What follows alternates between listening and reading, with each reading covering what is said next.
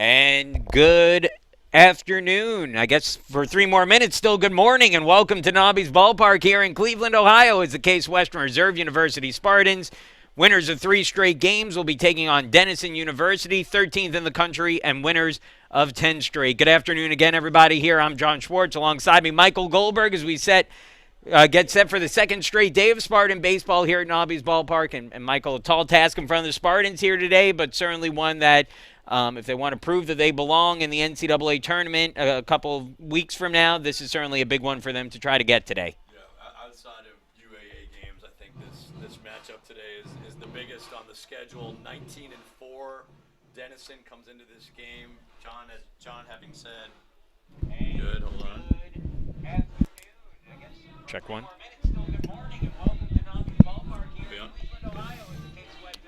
All right, I'm back. You missed all my great insights about the Big Red. 19-4 coming into this game, 826 winning percentage, 10 wins in a row. And this would be a huge mark on their NCAA resume, John, as you mentioned, if the Spartans can knock off the Big Red today. They looked good yesterday against Mount Union, going toe-to-toe with a 6-2 victory there. And same lineup today, except for a new starting pitcher, obviously, on the mound in Kyle Geerding, who's pitched well of late. And, you know, Coach Matt Englander was saying that they're really coming together. Injuries had plagued this team early on, but things are coming together for the Spartans right now, and today will be a good test. Yep, let's go ahead and get you the starting lineup for Denison University. Matt McClements leading things off and playing left field.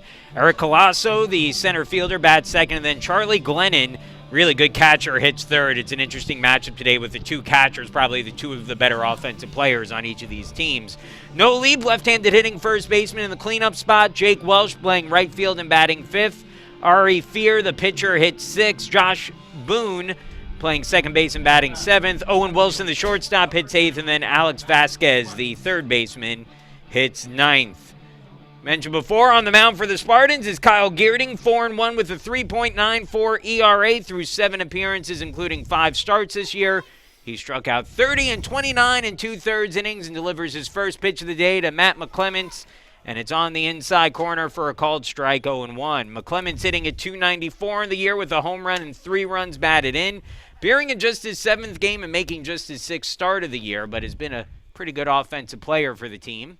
Another fastball, and that's in there for a strike, 0-2. McClements only starting his 5th game of the year, so seeing activity out of Dublin, Jerome High School in Columbus, Ohio. Local product for the Big Red as he just gets a piece of that to stay alive. The count stays at 0-2. Geerding on the year, 11 walks, 30 strikeouts in those 29 2/3 innings. Opponents hitting just .283 against him when he's at his best. He's got a good fastball, great tail to it as it comes back in on the hands of the right-handed hitter. There, the fastball stays up high, and it's 1-2. Also throws a really good, whether you want to call it a curve or a slider, but really nice break to it and works as a good off-speed pitch to that fastball. The 1-2. Line drive, and that's through for a base hit. It's a good, solid piece of hitting there for the leadoff hitter from Denison, and they will start with a runner aboard. It's been a little bit of an issue this season for Spartan pitching in general, is finishing off hitters when they get ahead in the count like that, and certainly especially with the leadoff hitter up in a tough lineup. Once you get ahead 0-2, you want to try to convert that into an out. Geerding wasn't able to there, and that'll bring up a tough hitter in Eric Colasso, who's hitting at .440 on the season. Hits that one deep towards right and over the head of Harms, who got turned around a bit. McClements had a hold up, and he'll stop at third base, but first pitch swinging, Colasso picks up his 11th double of the season, and the Spartans in some early trouble here with runners at second and third and nobody out. Well, Colasso, one of the top hitters on Denison, hitting .439 coming into this game, and he didn't wait, took that first pitch and lined it over Harms' head in right field, and Denison's in business with 2 runners on. We'll see if Geerding can settle in a little bit here. A tough hitter, though, coming up in the catcher, Charlie Glennon, .364 in the year. He's driven in 26, 3 home runs. First pitch, and a little slider there from Geerding, taken for a strike, and it's 0-1. Caught Glennon a bit by surprise there with that slider. So second and third, nobody out, first inning. That one sent foul, and it's 0-2, and boy, would Geerding love to get a strikeout here.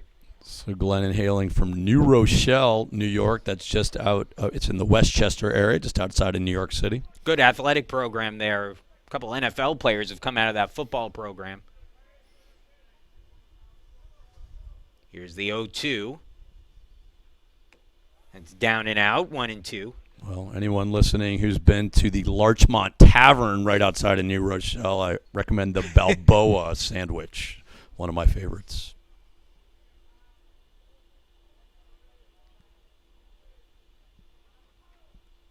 Now the 1-2, lifted in the air, foul. So I'm a Queens kid, so my mom would refer to New Rochelle as upstate officially. So. Well, happy Easter to everyone, and happy Passover, and happy Ramadan. This is one of the years that all three holidays are together. John and I were remarking how Lauren offered us cookies here, which we can't eat because we're celebrating Passover. Ball sent in the air, shallow center. Trout coming in. We'll see if it's deep enough to get the run in. Trout circles, makes the catch. Here comes the throw. It's up the third baseline, and that will allow the run to score. Again, it would have taken a perfect throw there from Trout in center field to get the out at the plate, and McClemens, who runs pretty well, is able to score on the sacrifice fly, and that'll make it a 1-0 lead for the Big Red here early on. It wasn't very deep, but again, just, those plays you have to execute perfectly, and Trout kind of circled it, and the throw went just up the third base side of the home plate bag. And so now Noah Lieb will bat here with a runner at second. Takes a little bit of the pressure off Geerding with that runner. It's still staying at second. Lieb squares to bunt on the first pitch and takes it down and out for a ball. It's 1-0. Lieb hitting at .392 on the year, 3 home runs, 28 runs batted in. By the way, for Glennon on that sac fly, his 27th run batted in of the season. Lieb hailing from Evanston, Illinois. Geerding delivers the pitch, and I wonder if there's a little bit of a missed sign there as Levinson went back to cover the bag and was not back in position when Geerding threw that. Either way, the count goes to 1-1 on Lieb. Ground ball, first base side, foul. So the middle of the lineup for Denison quite strong. Lieb hitting .392 on the year. Is a power threat with 3 homers and 28 RBIs. Very strong lineup. The middle of the order here for Denison. Give a lot of credit to head coach Mike Deegan, who's done a really good job with his Denison program. It was always a good program, but kind of was second fiddle in the NCAC for a long time to Worcester. But I think there's no doubt the Denison team has really stepped it up here over the last few years and has emerged as one of the best teams in the region. Just a lot of talent from top to bottom, good pitching, good hitting. So the 2-2 on the way. Runner goes, big jump, and it's fouled back. He would have made it easily. Yeah. It's one of those where if you're Lieb, you have to take the cut there. You can't surrender your at-bat, but it was a really nice jump by Colasso, who's stolen 17 bases on 22 attempts this season to go along with his 6 home runs. He's having a fantastic season all around. He was on the NCAA Academic Honor Roll, was a D3 Player of the Week early this year, having a very strong season. And a Denison team that comes in red hot, winners of 10 straight. They're 19-4 overall in the year. They're off to a 1-0 lead here in the first, and the pitch count's starting to climb for Geerding, who has just 1 out and has thrown 17 pitches. And he can't hold up. Well, that was ball 4, John, and Lieb, as you said, couldn't hold up. Big break there for the Spartans, and that second out very important to see if they can get out of this inning without more damage. And I think that strike kind of emphasizes what Kyle Geerding's strength is, because he can move his fastball, breaks back in towards, again, against the lefty, will break back over the plate. So if you're in that situation, if you're Lieb, you have to make the decision pretty early in pitch recognition and decide if that's a fastball that's going to cut back over the plate or if it's a breaking ball that you should take because it's going to break off the plate. That ball popped up fouling out of play by Welsh, and it's an 0-1 count. So Jake Welsh coming in at a .384 clip, 1 homer, 21 RBIs on the year so far. Yeah, Jake Welsh, I looked it up. He's only a junior, and it feels like he's been there about 30 years now. Kind of one of those players. I remember Jake coming and playing here. It had to have been during the 2021 season, and was a good player for them back then. Mainstay in this lineup is that sent through the right side. It's a base hit, and that should get the run across. Harms has it, gets it in. It's cut off by Tallarico, and a two-out single by Welsh. Drives in his 22nd run of the year and gives Denison a 2-0 lead here in the first. Well, good piece of hitting by Welsh. Didn't try to do too much with it, John. Just lined it right in between the gap between second baseman and first baseman, and importantly for Denison, drives that run in. And now a chance for Ari Fear, the pitcher, to help his own cause here. Fear was an all-region player last year as a hitter. The left-handed hitter steps up, actually a switch hitter, steps up here and will bat lefty against the righty Geerding. And fouls that one off. Fear making his first start on the mound of the season. He's made 7 relief appearances. Tell you more about that in the bottom of the inning. But at the plate, he's a force as well. A 281 hitter, 3 home runs, 21 runs batted in. Drove in 44 runs for the Big Red last year. That one misses a little low, and it's 1-1. And Fear's coming from all the way in Denver, Colorado. Denison, which we'll talk about a bit more, real gem. Ohio has some great small liberal arts schools, including Denison, and they're attracting talent, as we do here at Case Western Reserve University, from around the country. So Colorado Academy is a top private school in the Denver area, and Fear bringing his talents to Ohio. Yeah, Fear a little bit of a circuitous route to get to Denison. He transferred in after playing his first season at Swarthmore, and then came to Denison after that. He's had 2 really, really good years for the Big Red. Batting here with a 1-2 count. Geerding trying to get out of the inning. His 24th pitch of the frame upcoming. And it's swung on and missed out. Pops out of the glove by Anderson, but he'll make the play down at first. And that ends the inning. But Denison gets on the board. 3 hits in the first inning. And that will give the Big Red a 2-0 lead as we move into the bottom of the frame. For the Spartans, let's go ahead and get you their batting order. And as mentioned before, the same order that we saw in yesterday's game where Case Western Reserve broke out for a 6-2 win over Mount Union. Jack Anderson, the catcher, leading things off. He brings a 20-game hitting streak with him into play today. Josiah Harris, he's been playing really well as of late, and he'll bat second. Nick Harms, the right fielder in the 3 spot. Zach Carinci, he's got a 14-game hitting streak, batting third. Trey Haley, the designated hitter, again today. He's in the 5 spot. Matt Trout playing center field and batting 6th. Nick Tallarico had a 3 RBI double in the first inning yesterday. He'll be in the 7 spot. Kevin McKenzie playing left and batting 8th. And then Owen Levinson, the shortstop, rounds things out in the 9 hole. Defensively for Denison at first base will be Noah Lieb. The second baseman is Josh Boone. The shortstop is Owen Wilson, and the third baseman is Alex Vasquez. In the outfield, Matt McClements is in left. Center fielder is Eric Colasso, and the right fielder is Jake Welsh. Doing the catching is Charlie Glennon, and on the mound is Ari Fear. Fear, the senior, making his first start of the year. He has no record, but in 7 relief appearances, he's gone 7 1/3 innings and has pitched to a 1.23 ERA. He's allowed just 6 hits over those 7 innings for a 200 opponents batting average. He's struck out 8 and walked 2. He's allowed a total of 4 runs, but only one of them has been earned. And Fear, after making the final out of last inning, will have a quick turnaround and begin his warm-ups here as he will look to get Denison through a tough opponent here in the Spartans, and probably a Denison pitching staff that's a little strapped after playing a doubleheader yesterday as well. I was just going to say these they had a conference matchup against Kenyon College, which they took the doubleheader, winning 2-0 in the first game and 9-8 in the second. So looking to mix and match a little bit with their pitching staff. Yeah, we'll see what Fear can give them today. I imagine he's not particularly stretched out, so they may be trying to do this as a little bit of a committee game, maybe 3 innings for one guy, 3 innings for another, something along those lines. Or this may be a little bit of a test for a Denison team that's going to need to go deep with their starting pitching as they, are looking both for the NCAC tournament and then potentially an NCAA tournament berth. They're going to have to see how deep this pitching staff goes. They lead 2-0, and Jack Anderson leading things off, swings, chops it to third. Easy play there for Vasquez, who throws on to first, and 1 pitch, 1 out. Anderson retired for the first out of the bottom of the first inning. Well, Jack Anderson, the best hitter on the Spartan team, got a little anxious up there and looking to do something productive. Grounds easily to third base. Yeah. You know, especially against a pitcher who has not started a game this year, and a pitcher, in addition to that, who has not pitched a ton of innings this year.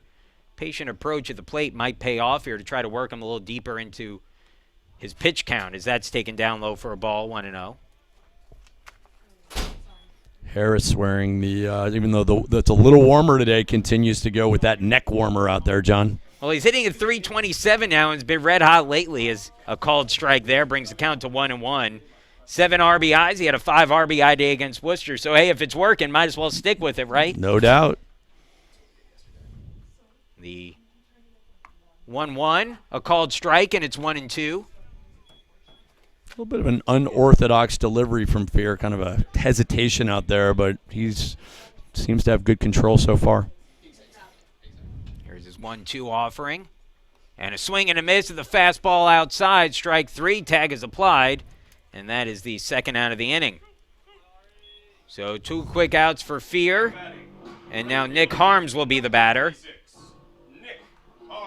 Harms hitting at 348 on the year. Struggled a little in yesterday's game after he's been swinging a good bat lately. Was 0 for 4 with 3 strikeouts yesterday. Looking to get back on the right side of things here today. 6 home runs to lead the team for Harms this season. 17 runs batted in. And he takes the first pitch fastball up high, 1-0. Spartans in their sky blue uniforms today. A little uniform switch from yesterday. These are their new uniforms for this year.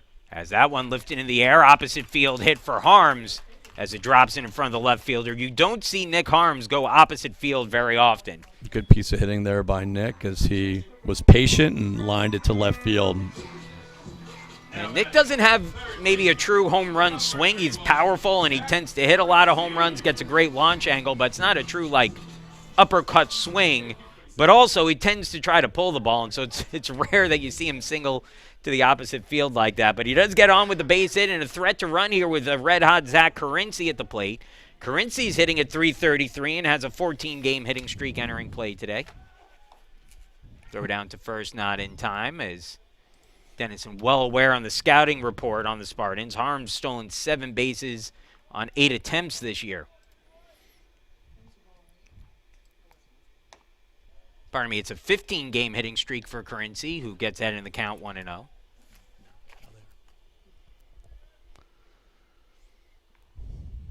Lead at first for Harms. Looks runner-ish out there. Not going on the pitch, though, and the fastball let her high. Taken for a strike by Carinci, 1-1. Well, Zach back out at third base yesterday, back in the field today as he recovers from arm injury earlier in the year. Still hasn't been out pitching, but a lot of confidence, and I'm sure Coach Matt's happy to have him back playing in the field. Yep, I did see him before the game. He was out in the bullpen throwing some pitches, so I don't think we'll see him today, but certainly encouraging that he's starting to feel a little bit better. Gets tied up by the inside fastball, but holds his swing, and it's 2-1. Nice season for Carinci at the plate, especially as of late. He now has driven in 20 runs, 9 doubles, 1 home run on the season for Zach. And that 333 batting average entering play. Swings and grounds that one to short, and bobbled by the shortstop, and no play at first. So that'll be an error on the shortstop, Owen Wilson. You know, interesting, on NPR this morning, I heard an interview with Owen Wilson. Hey, there you go. Didn't know I'd see him today. Well, it's been a star-studded couple weeks here at Nobby's Ballpark. Last week, Emory started Ryan Reynolds on the mound in the third game. So there you go. Today, Owen Wilson. Spartans in business here with 2 runners on, but 2 outs. Let's see if Trey Haley can get a big hit here. Haley hitting at 304 on the year. He's driven in 10, 1 home run, 5 doubles, 2 triples on the year for Haley, who's trying to get the Spartans on the board against Fear. And the first pitch from Fear misses outside, ball 1. Haley from the Washington, D.C. area, hailing from Arlington, Virginia. Went to W&L, as it's known, Washington and Lee High School. Here from the stretch with 2 on and 2 away, the 1-0 pitch. Line drive, and that is stopped by the shortstop. Long throw to first, and it's up the line, and Haley is safe on an infield single. And that will load the bases.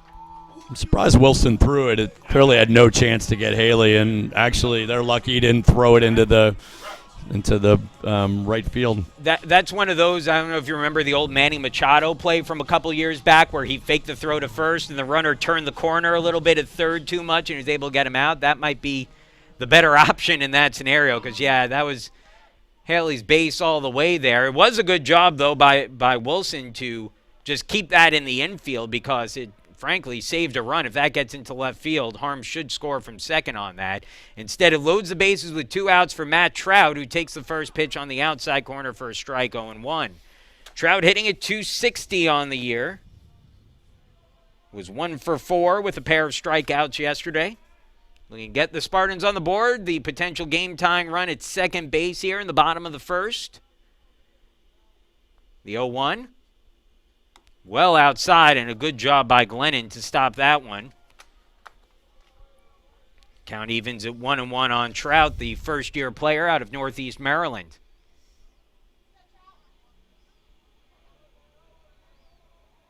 Now the 1-1.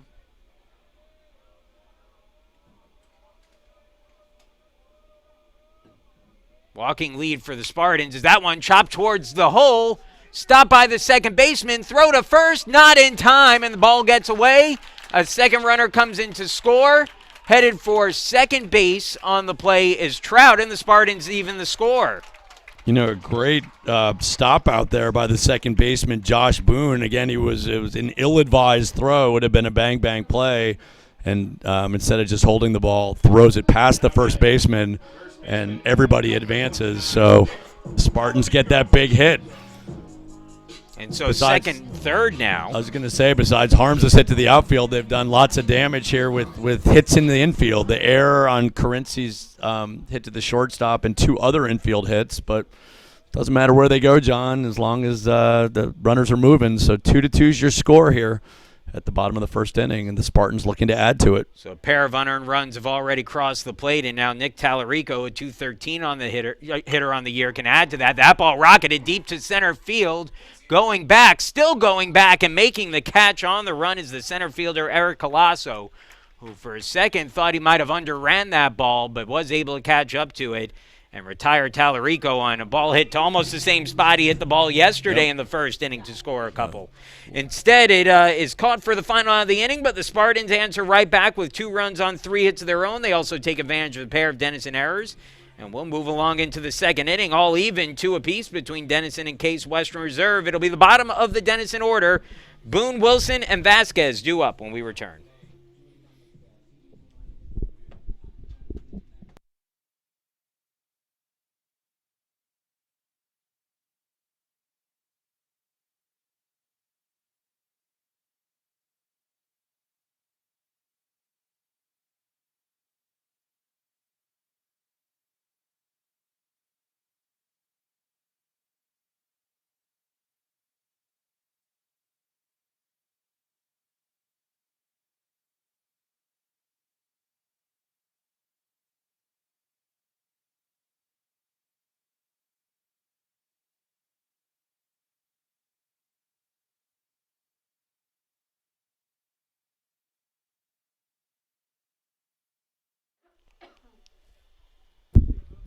Well, some new life here for Kyle Geerding as the Spartans scored 2 in the bottom of the inning to tie the game at 2-2. And as we move into the top of the second, we're all even.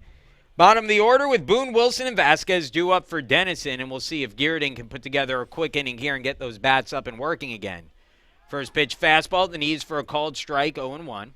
Well, I've got a fun fact on Carlisle, Mass., courtesy of Bart Cockstein, my former color man. Says, wonders if Josh goes to Kimball's Ice Cream, which is, I guess, the spot to go for ice cream, John, next time you're in Carlisle, Mass. It's good to know. Next time would be the first time I would ever be in Carlisle, Mass. Well, I'm sure Bart would be happy to buy you an ice cream. Listen, the problem, hit up the middle and into center field for a base hit, and Geerding Just dove out of the way of that one. Not much he could do there, but it'll be a leadoff single, second straight inning that Denison has led the game off, or led the inning off with a base hit. So Boone has 2 steals on the year in 4 attempts, so interesting to see if he... Similar to yesterday, it's a Denison team that likes to run. We saw the same thing with Mount Union, although the Spartans certainly limited the Mount Union running game very effectively yesterday, and a lot of that has to do with Jack Anderson, who's a really good defensive catcher, called strike. Great arm for Anderson, who was a pitcher for a brief portion of his sparring career. He made 1 appearance. Well, there's certainly some talk about using him more, but he was a guy who could potentially hit 90 from the mound in addition to all he does at the plate. That ball bunted up in the air, first base side, and Tallarico fields it in foul territory, and that'll be an 0-2 count on Owen Wilson at the plate. So Owen Wilson, hailing from Charlotte, North Carolina, attended South Mecklenburg High School, and he's been a mainstay in the lineup, started 44 games last year as a sophomore at shortstop, hit .282 on the year, and even though he made an error earlier in the inning, is a strong fielder. Batting here with an 0-2 count and a runner at first, and a swing and a miss, strike 3. Good pitch there for Geerding, and that'll be his 3rd strikeout of the game already with 1 gone. The 9-hitter, Alex Vasquez, will step up to bat. Vasquez making his 11th start of the year, 12th start of the year, his 18th game he's appeared in. Excuse me, I forgot to add 1 to each of those totals. So 12 starts, 18 appearances now this season for Vasquez, the right-handed hitting third baseman, who sends that one foul down the line, and it's 0-1. So Vasquez also from Evanston, Illinois. So 2 teammates coming from Evanston, which is where Northwestern University is located. Spoke about it before. You know, we had Mount Union in yesterday, and so many of the Mount Union players are from Ohio, and in particular northeastern Ohio. That one line drive, right field, and that'll be a base hit for Vasquez. Stopping at second is Boone, as Harm's able to get it in. But once again, Denison with something cooking here in the second inning. 2 on, 1 away, and back to the top of the order with Matt McClements coming up to bat. But mentioned it yesterday, Mount Union very locally, in terms of where they recruit, but now 2 universities here that are recruiting from basically all across the country. Absolutely. 30 pitches now for Geerding. So, and here comes Matt Englander's going to come to the mound to have a chat. Yeah, this is it's unusual to see Matt make a mound trip like this. And I think some of it is that he's coming out there less for a technical issue, which he'd probably leave to the pitching coach, Steve Grunberg, and probably more of a situational, we just gave you a lead, and let's make sure we're, kind of trying to compete on the mound here as well. I think kind of a little, probably a bit of a talking to here, right, so to speak. Well, 5 hits so far by Denison through 1 1/3 inning, and hard hit balls, John, so... maybe it is just a moment for Kyle to kind of catch his breath. And again, there have been some pretty good moments here today for Geerding, so certainly some time to settle in. The good news if you're the Spartans today is that you're in a pretty good shape bullpen-wise with 2 of your better arms available for as long as you need them. With both Patrick O'Connor and Tyler Horvath not having been used yesterday, they're on a full week's rest, so they're... Well, I guess not for a full week's rest. Tyler pitched, I believe, earlier in the week. But they're both in pretty good... I'm sorry, Tyler didn't pitch against Worcester. So both those guys are available as that misses down and out for a ball to McClement. So you could get through this game with your bullpen if you need to, but you don't want to keep digging yourself out of holes either.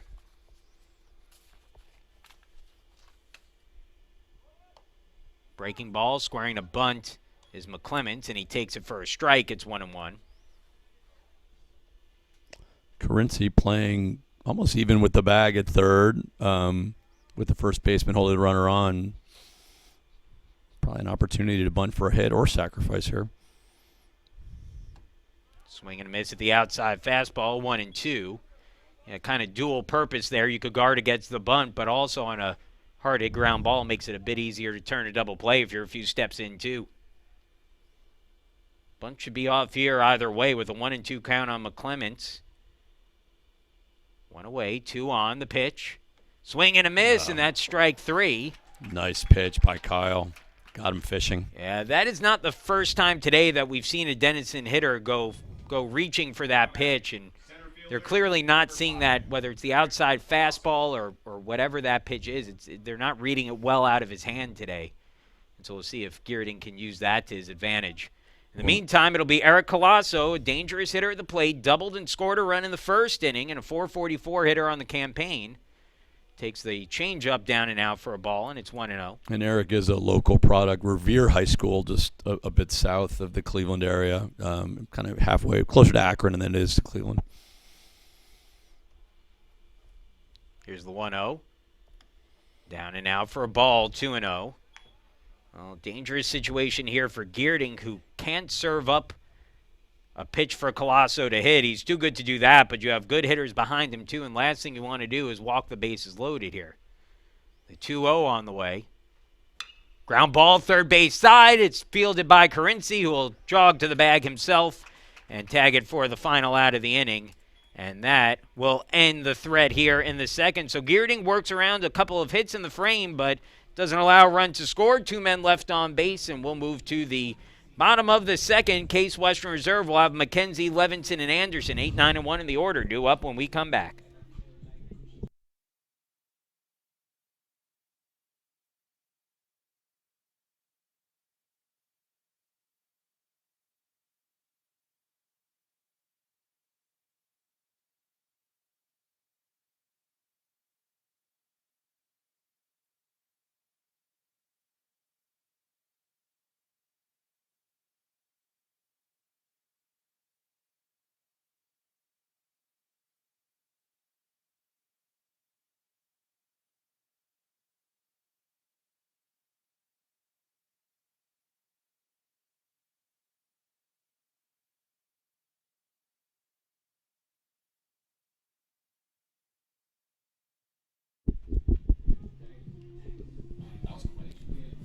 Well, new pitcher on the mound for Denison, so it appears it will be a bullpen game today for the Big Red as Manny Najir will take over.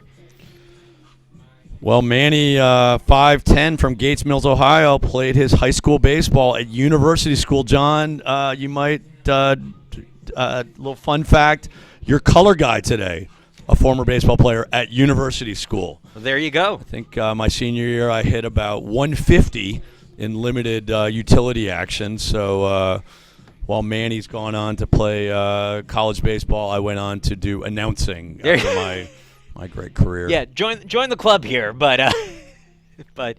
yeah. So Manny Najir, a 1-1 record on the year, 7 appearances including a start, an ERA of 3, 12 innings of work. He's allowed 7 hits, 6 runs for them earned. He has struck out 15 in those 12 innings, but he has walked 12 as well. So a guy who's tough to hit, but also who has struggled with his control, and we'll see what he does here in relief as he delivers a first pitch strike to Kevin McKenzie, a .267 hitter on the season. McKenzie had a hit and an RBI in yesterday's game. He went 1 for 3. And McKenzie holds up on that.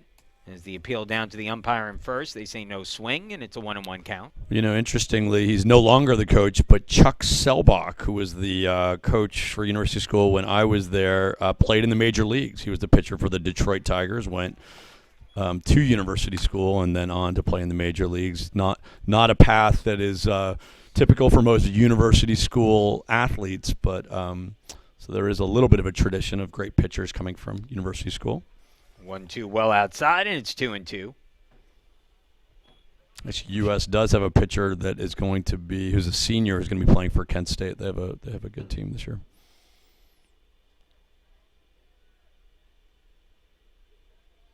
Here's the 2-2 from Najir.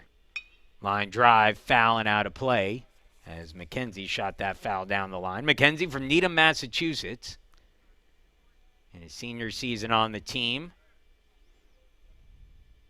making his second straight start in left field as the 2-2.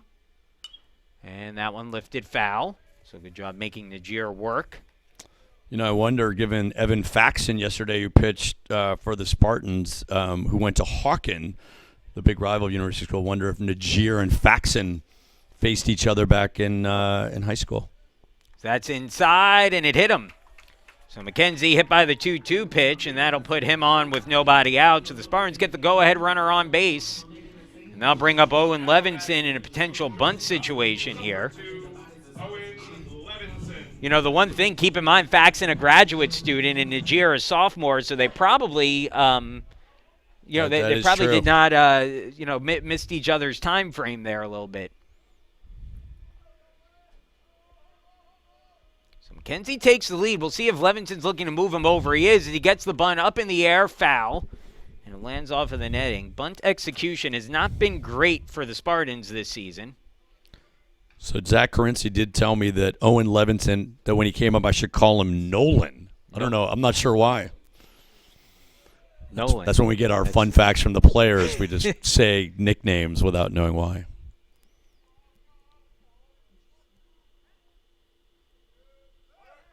Swing and a miss of the pitch inside. Runner was going the throw, and plenty of time to get McKenzie.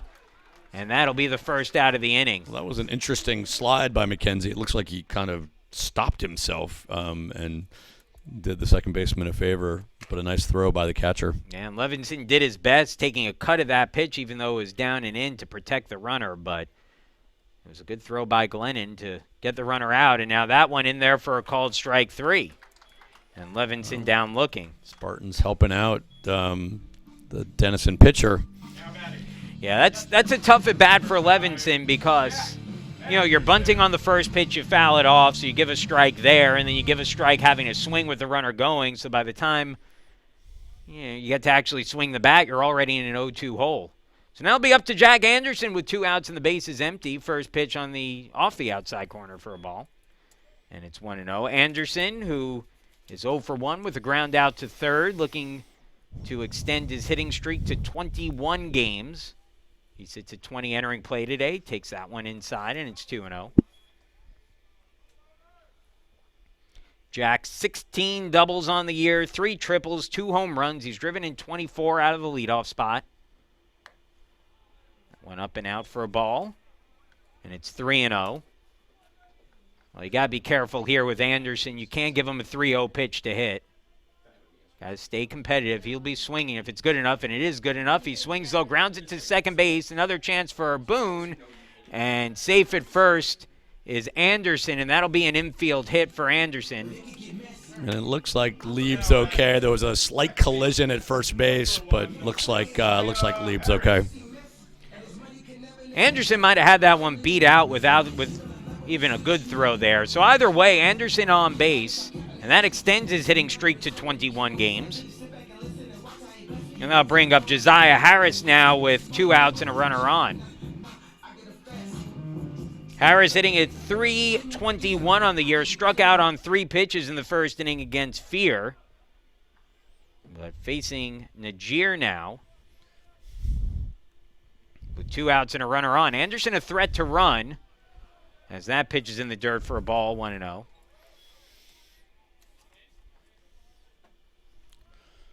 Jack has stolen a team-high 10 bases on 12 attempts this year. Not much of a lead at first right now. Now he takes a good extra step. Not running those. That's up high for ball 2, 2-0. In these bullpen games where teams are bringing in multiple pitchers, getting a little bit of momentum early before they let them settle in.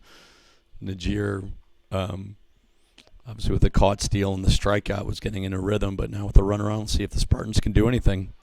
It's outside 3-0. And that will bring out the pitching coach for Denison to have a talk with Najir here with a 3-0 count.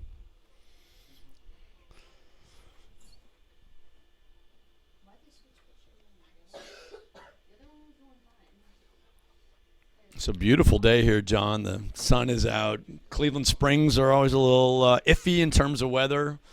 Overall, it's been pretty good from a schedule perspective. Spartans have been able to play all of their games so far. Yeah, it's funny.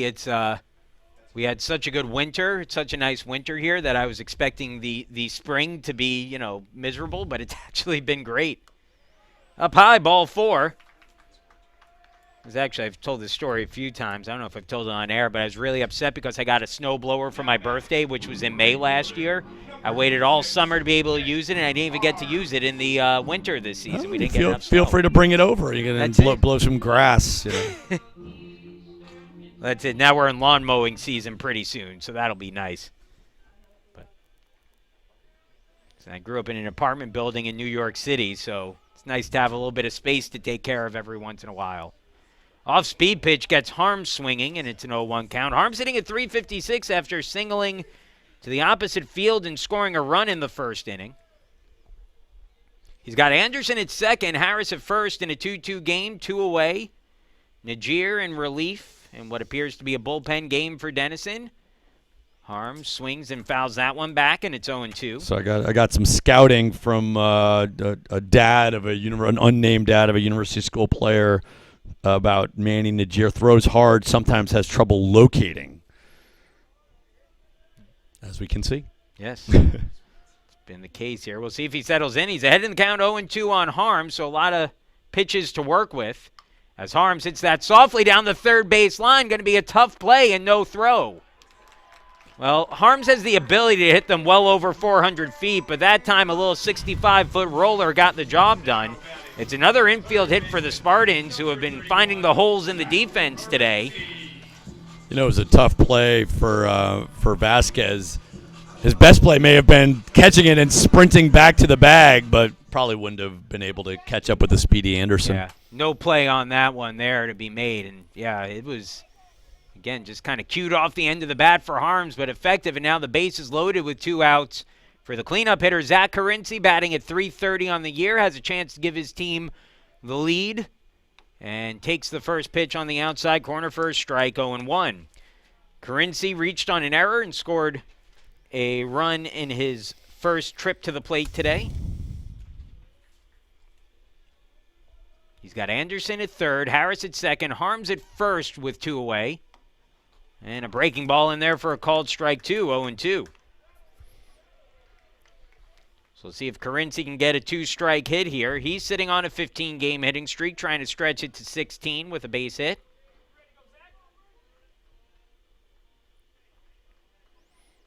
The 0-2 on the way. And that one lined through for a base hit. And an excuse-me swing by Carinci. 1 run in to score. Here comes the second run as the throw goes to third, not in time. It's a 2 RBI single for Carinci, who stretches his hitting streak to 16 games and give the Spartans a 4-2 lead. Well, a great piece of hitting by Zach. 0-2 in the count, just looking to make contact. And, again, the Spartans are hitting it where they're not today, just right in between the second and the first baseman, and that scores 2.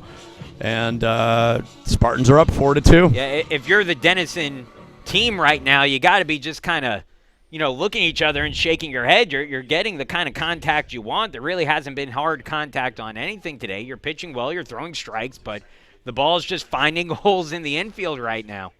And so runners on the corners for Trey Haley, who singled in his last at-bat, and he sends that into right field, and it's down for a base hit. In to score easily is Harms. Carinci rounds the corner at third. Here comes the throw. It's cut off. Carinci comes in standing up. A 2 RBI double for Trey Haley, and the Spartans increase their lead to 6-2. Well, John, Zach Carinci was off and running on the pitch, and that put him in a great position when that ball hit. He was already past second and scored easily. And so the Spartans adding on here a couple of big 2-out hits. And now it's up to Matt Trout, who singled and drove in a run in his last at-bat. He'll hit here with a runner at second base and 2 away, trying to get another run across for the Spartans here. Haley takes the lead from second. Trout at the plate, and he fouls that first pitch back, and it's 0-1. I only flinched a little on that one, Michael. Don't worry. There you go. I was ready to catch it, John. We got the windows open. These nets aren't foolproof. Come right back at us here. Well, some timely hitting for the Spartans with 2 outs this inning. That one hit in the air towards the gap in left center field, and that will be down for extra bases. Haley comes in to score. Trout pulls into second with a double. And the Spartans on top 7-2. I feel like the Spartans may have heard us when we were saying every hit was a seeing eye single or an infield hit. The last 2 hits have been by Haley and Trout have been lined solidly into the outfield. We'll take them any way they come, John. That's already the 5th hit of the inning for the Spartans. And imagine where they'd be right now if Kevin McKenzie wasn't caught stealing. As the Spartans send their 9th batter of the inning to the plate, it's Nick Tallarico, who flew out to deep center field in his first at-bat.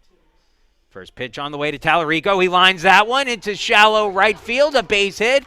They'll send Trout home. Here comes the throw to the plate, and it is in time for the out. Oh, they call him out. Yeah, he might have gotten his foot in there underneath. But he's called out. The tag kind of came about chest high. So Tallarico gets the base hit, but that will end the inning. But the Spartans, with a big 5-run inning, take a 7-2 lead over Denison. We'll be back in just a minute as the Spartans take control of this one early.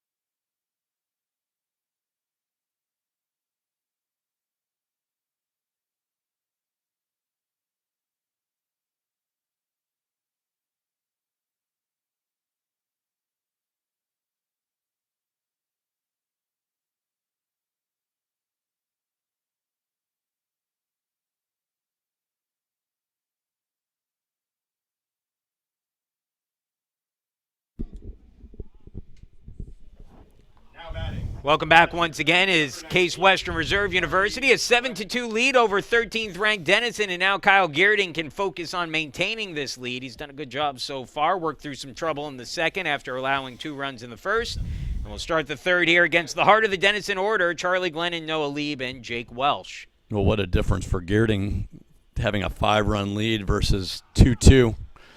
Geerding has pitched his way out of some jams, and now he's got a little bit of cushion, and we'll see if that impacts his approach.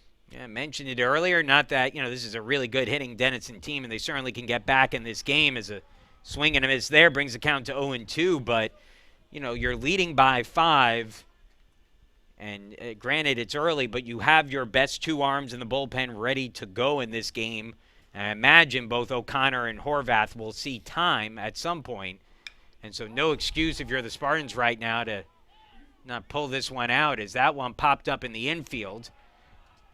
And the catch is made by Harris. And when I say no excuse, obviously baseball's a funny sport and things certainly happen all the time. But if you want to be an NCAA tournament team, you're up 7-2 at this point. This is a game you got to pull out now if you're the Spartans. And I think this game on the schedule, high-ranked team coming in, still some UAA work to do on the schedule, but I'm sure Matt had a circle around this game for their tournament resume. The other UAA teams are all in action against each other today, as that one misses up and out to Noah Lieb, 1-1 the count. Well, the one thing about being in Ohio in terms of scheduling, you can schedule high-quality D3 opponents outside of your conference, and again, given the strength, Mount Union's a strong team, had received a few votes in the top 25, not in the top 25, and Denison right in the middle of one of the top teams in the country. 2-2 now on Lieb. Well, yeah, you got some great out-of-conference games scheduled, and now you look at your UAA schedule remaining, as that pitches in the dirt, 3-2. And you've got a 4-game series against Brandeis, a 4-game series against NYU. And while no games are easy, that's certainly the easier portion of the schedule.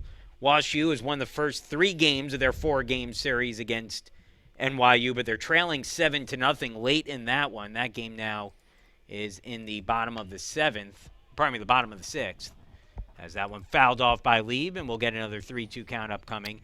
Well, speaking of Brandeis, the Case women's softball team just swept Brandeis Our athletic director, TJ Shelton, informed us 8-0 victory today.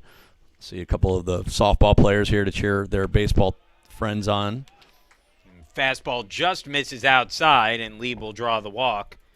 Good at bat for him. So runner on first for Jake Welsh, who had an RBI single back in the first inning. So Kyle Geerding, our pitcher from Cincinnati, an accounting major, one of the most employable majors from our Weatherhead brethren. I've rarely ever seen an accounting major without multiple offers when they graduate. Line drive, foul though, and out of play, as Welch got out in front of that one. How'd you do in MBA accounting, John? I did. I got an A in it, so it was good. Nice. Yeah, Tom King's an easy grader. Great. He is someone who a harsh critic, but a fair grader. Is that a fair way to put it? You would know. Ground ball hit towards third and through. It's stopped by Levinson, but no play on it. And so another infield hit there. So Denison giving the Spartans a taste of their own medicine with an infield hit, and so they'll be 2 on with 1 away. Number 26, Ari Beer. Well, I will do a little plug for our employer, for those interested in our business school. Tom King is an example. 30 years at Progressive Insurance as the treasurer, and then teaching here. Great students like John. So my biggest takeaway from that class: accounting is a language. It's not a set of numbers. So, which never really thought of it that way, but very true. And now I'm learning in finance that accounting is basically a set of numbers that you have to translate. So.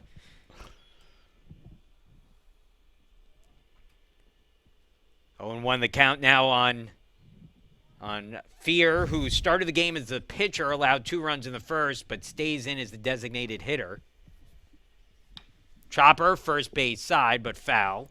Well, Geerding over 50 pitches. He's had traffic on the bases in each of the 3 innings. Been able to get out of it with only giving up 2 runs. But Denison does have 6 hits on the day. Been a lot of people on the base pass, but Geerding has done a good job minimalizing the damage.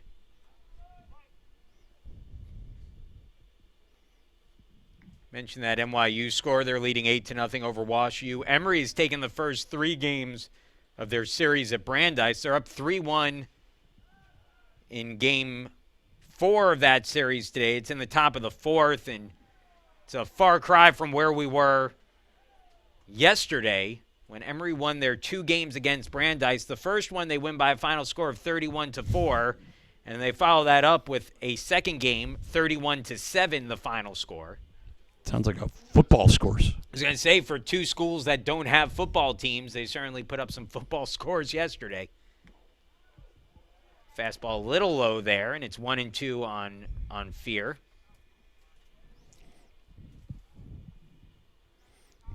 So Fear pitched well in his 1 inning of work.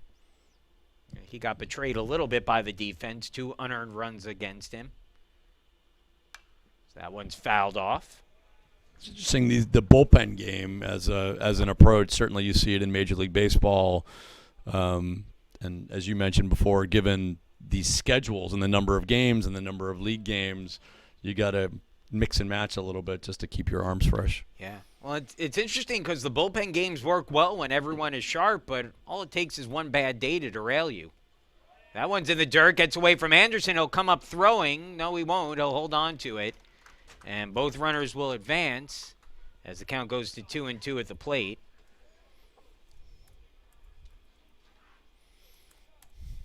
So second and third now with 1 away.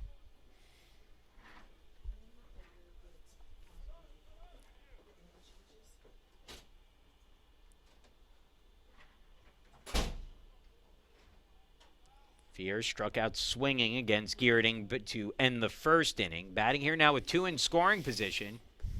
And did he hold? He did not. He goes around, says the umpire, out, standing in front of second base. And that is a big second out for Geerding with runners at second and third. The second time he struck out Fear today. Second baseman, number 4, Josh. That is his 5th strikeout already. And now Josh Boone will be the batter. Boone hitting at .315 on the season, singled in his first at bat.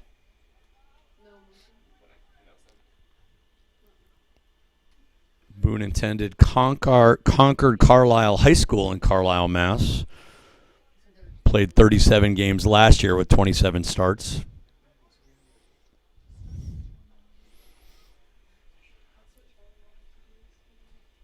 He's a financial economics major.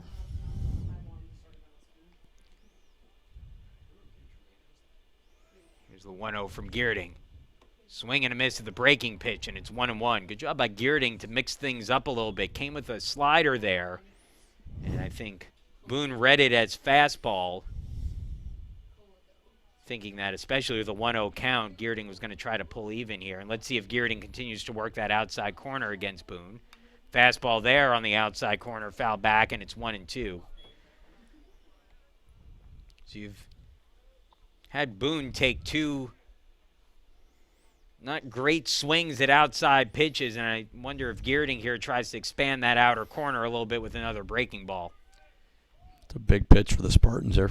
1-2, and he misses inside with it, but it's fouled off. I mean, when you're playing the number 13 in the team in the country, you've got a 5-run lead. Still lots of game to be played here, and with 2 runners on and a good hitter up, this is kind of a key moment of the game. Well, really, that's what it is. If you think about it, a base hit here makes it a 3-run game, and out here keeps it at 5. It's a big difference as you move past the inning. That one hit in the air, shallow center field. Back to get it now in the infield is Harris, and he puts it away in a big third out there. As Geerding works around a second and third with 1-out situation, gets a strikeout and a pop-out to end the third, and we'll move into the bottom of the third inning. The Spartans will send McKenzie, Levinson, and Anderson to the plate. Same 3 in the lineup that they started last inning against when we return.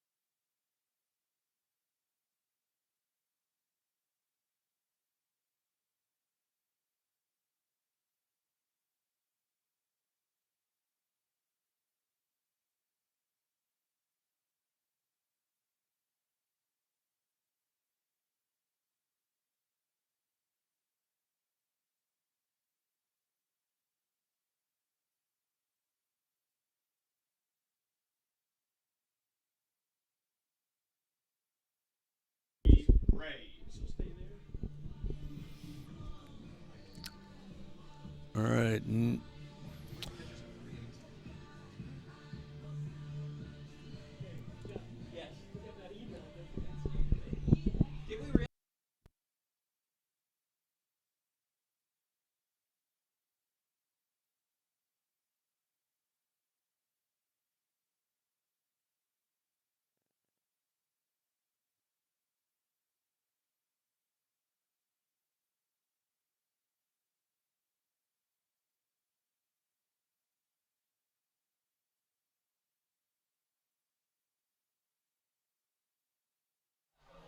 Michael Gray, the new pitcher on the mound. Third pitcher of the game used by Denison as the bullpen effort continues. Kevin McKenzie will face his second pitcher in as many innings. McKenzie, Levinson, and Anderson due up. So Michael Gray, a freshman out of Lake Forest, Illinois, just in the Chicagoland area. First pitch fastball slung in there inside for a ball. It's 1-0 to McKenzie. McKenzie was hit by a pitch and was caught stealing his first time up. Gray 1-0 on the year with a 5.87 ERA as the count goes to 2-0. Sixth appearance of the year, 1 start, 7 2/3 innings. He's given up 3 hits, 7 runs, 5 of them earned. He's walked 8 through 7 2/3 innings and struck out 8. Opponents hitting just 130 against him. And McKenzie swinging 2-0 and fouls it off. So Michael's brother Robert plays baseball at Tufts. I'll have to tell my daughter at Tufts to go check him out. The baseball-playing Grays of, making their rounds across some of the Division III schools here. Inside, 3-1. See if McKenzie can get the inning started. It's a 3-1 count. Called strike, full count, 3-2. We mentioned earlier some of the big scores between Emory and Brandeis this weekend. Denison was part of a game like that earlier in the year. They beat Arcadia 25-23 Oh, as my that one goodness. misses Wow. down low. It was during, I believe, their trip to Florida. Wow. The game had to be suspended in the top of the 8th with it tied 23-23, and they picked it up the following day. Wow. So Good for batting averages, not good for ERAs. no. Well, if you think about it, like you look at Denison's team ERA, and it was, they're as a team they have a 4.16 ERA, which is pretty respectable. But take 25 runs out of that or 23 runs, Right. and that's a pretty darn good ERA. Right. And I don't know how many were earned and unearned in that game, but still, it's just a wild score to try to reconcile there.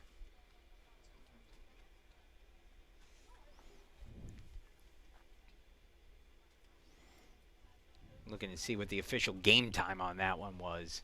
There's a meeting on the mound as Levinson takes the first pitch for a ball. They have the game time listed at 5:30, but 5 hours and 30 minutes, which is long. But keep in mind, they started it at 11 a.m. on the 13th and finished it on March 13th, and they finished it on March 14th. So 1-0 on the way, down and in, 2-0. And so Gray having some trouble finding the strike zone.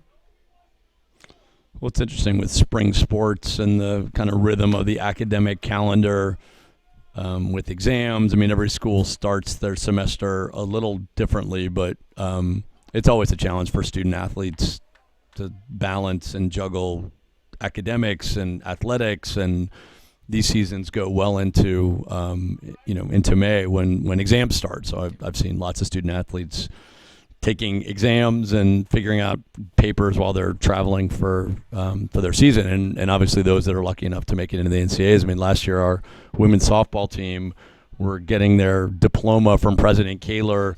Instead of walking there, they were walking on the field. It's sort of amazing to sort of see these folks try to balance everything. 2-2 on the way, and that one swung on, hit hard toward short, and threw for a base hit for Levinson. Stopping at second base is McKenzie, but the Spartans have the first two base runners on here in the third. And back to the top of the order with Jack Anderson, who had an infield single to extend his hitting streak to 21 games, his last time up. Anderson now hitting at .454 on the year. And that's not a small sample size. He's now 25 games deep into his season. And Anderson a chance to add to the Spartans' lead here. Again, for Case Western Reserve playing a red-hot Denison team. And a chance to really expand on this lead.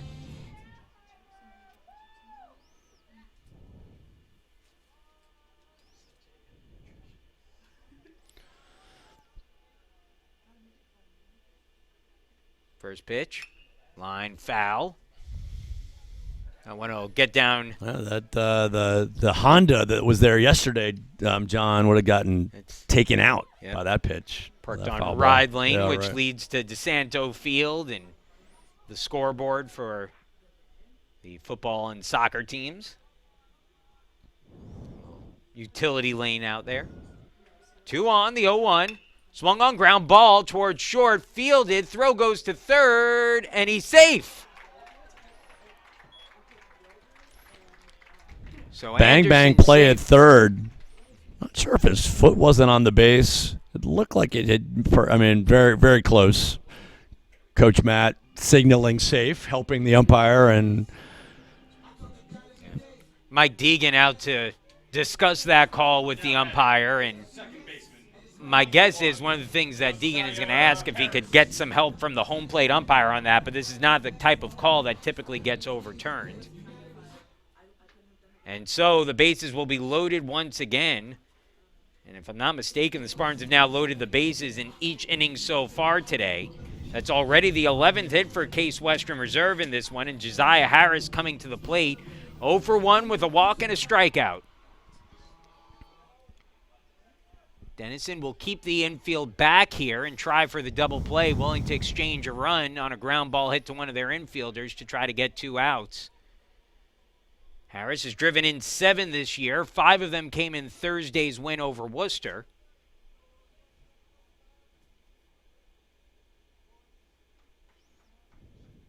First pitch. And Harris fouls it back. A little tardy on that one. Josiah hitting at .321 on the year. McKenzie, the runner at third. Levinson at second. Anderson at first. By the way, that does go as a base hit for Anderson, his second of the game now. The only play that the shortstop Wilson had was at third, so if he didn't get that, he wasn't getting anybody. That misses up high, and it's 1-1. It's interesting with the I mean, baseball's a funny game. I mean, Denison in that first inning looked like they were going to be rolling, and Case battling back and putting runners on in each inning. Again, I think this bullpen game is working to their advantage. Another one fouled back by Harris, and it's 1-2. Well, it's interesting because sometimes you see those bullpen games and you really could keep a team on its heels by, throwing a different pitcher at them every inning. They just struggled to adjust to that. But the Spartans here have shown no struggles in adjusting to the people coming out of the bullpen today for Denison. Now Gray in some trouble here with the bases loaded, nobody out. Harris at the plate, the 2-hitter in the Spartans lineup. Here's the 1-2 offering. And it's lifted foul again. Count stays at 1-2. Nick Harms is waiting out on deck. Harms has a pair of hits today. Although not his normal blast. He has an opposite field hit and a little roller down the third baseline. He's hoping Harris could take care of some of the runners on base here before he steps to the plate as the 1-2 on the way. And that's lifted in the air, pretty deep to left field, should get the run in. Coming over is a left fielder. Tagging from third is McKenzie. Here comes the throw. It comes all the way to the plate. McKenzie slides in safe. And the Spartans add a run to the lead. It's now 8-2 after the sacrifice fly from Harris. McKenzie not the fleetest of foot. He has 1 steal on the year, but that was deep enough to score him. And pretty good throw from the left fielder, but McKenzie beat it pretty easily.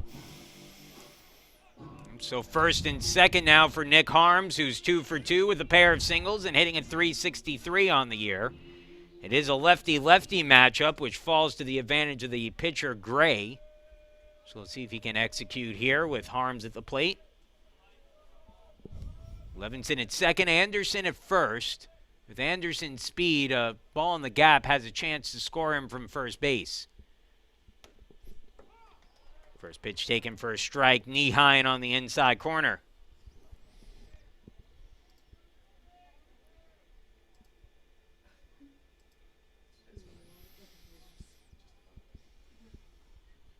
Now the 0-1.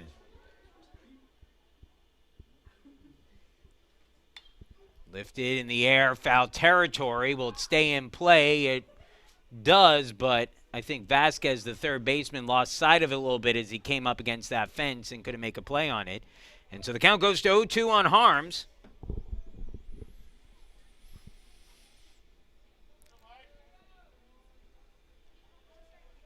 Given the strength of Denison, Case wants to keep moving these runners around and get more runs. Even with an 8-2 lead, nothing is safe.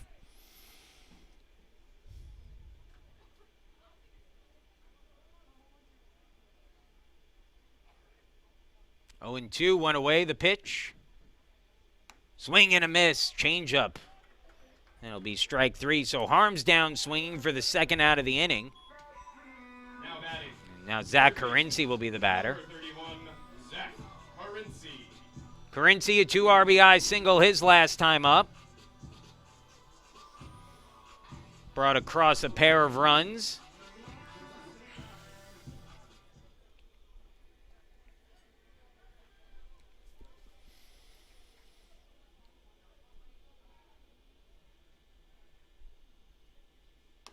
Misses outside for a ball, 1-0.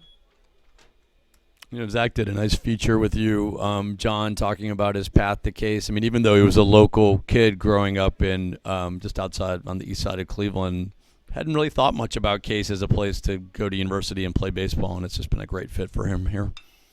That ball lifted in the air, shallow center, now in right center. Making the catch is Welsh, and that ends the inning. So it could have been worse if you're Denison, but the Spartans do add a run on 2 hits, no errors, and 2 left on base. We'll move to the 4th. It's 8-2. Case Western Reserve with the lead. 8-9-1 in the Denison order. Wilson, Vasquez, and McClements due up when we return.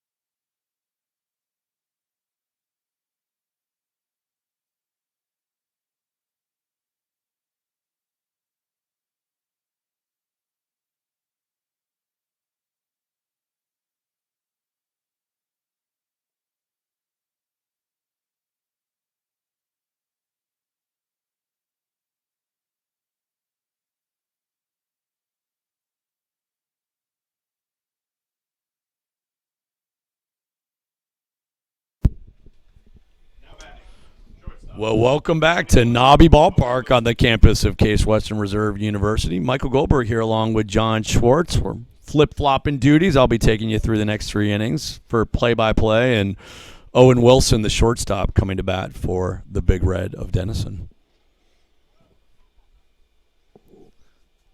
Kyle's pitch is outside. So Geerding pitching now at 62 pitches. Probably get some activity up in the Spartan bullpen this inning. Yeah, he could go to about 100, so he's got a little bit, and that hits him. Maybe got him on the wrist a little bit there, and so that'll be the leadoff man on. 3rd time through 4 innings, the leadoff man has been on for Denison today. Wilson has a little bit of speed, stealing 4 of 5 bases. Wouldn't expect him necessarily to be running down 6 runs, but I think Denison feels like they're still in this game. Alex Vasquez is up, and he takes a strike on the inside corner. Curious to see if Vasquez is bunting here out of the 9 spot in the order with a runner on, but down 6 runs. Might be time to swing away. Nope, bunting. Nice one. Good bunt, and Carenci's going to let it and pick it up. Nothing he could do on that. Beautiful bunt by Alex Vasquez. So Denison's in business with runners on 1st and 2nd and nobody out, and the top of their lineup. 7 hits now on the day, 2 runs for Denison. Spartans with 8 runs on 11 hits. Top of the lineup, Matt McClements, 1 for 2 on the day. Geerding has worked in and out of trouble all day so far. That one hit McClements on the bunt attempt. He's lucky he was in the batter's box still. I thought he might have been a step out. Carenci's still playing deep, and the first baseman holding the runner on. So opportunities here for Denison if they can get a good bunt down.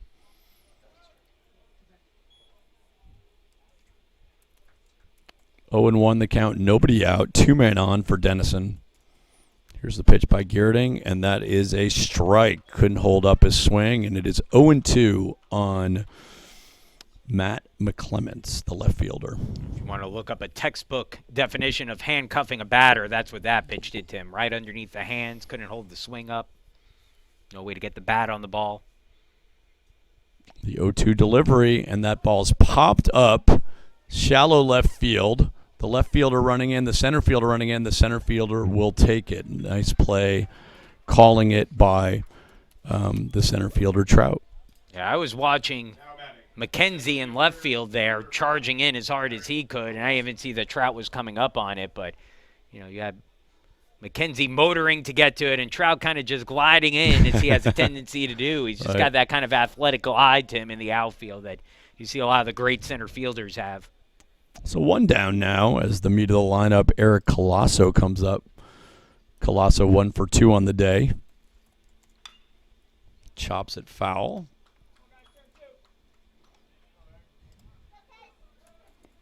So Colasso attended Revere High School. Little trivia tidbit. Marcella Canfer-Rolnick, who's on the advisory board for the Fowler Center for the Business as an Agent of World Benefit, and the vice chair of Gojo, is a Revere High School graduate. John, I don't know if you are familiar with the main product that Gojo makes. I am not. We'll let our fans tweet that in. That'd be Purell hand sanitizer made right here in Northeast Ohio. Well, they've had a couple good years. They've had a couple good years. Good time to be in the hand sanitizer business during COVID. I thought Gojo was the company that was buying up ATM in Succession. Nice, good call. Nothing if not pop culturally relevant here, Michael. There you go. Didn't know you were a Succession fan, John. Good. That Sunday night block on HBO is always there's always something quality on. There you go. Brought to you by our sponsors, yes. HBO. So 1-1 the count, 1 out. Eric Colasso at the plate. 2 runners on. And that is low and outside. 2-1, 1 out on Colasso. Best hitter in the Denison lineup. Colasso had a double early in the game to right field and opposite field double. Really hit it hard. Takes a good cut, and that one's fouled off. That evens the count at 2-2. Especially at this level, when you have players who are willing and able to take the ball to the opposite field, it makes such a huge difference.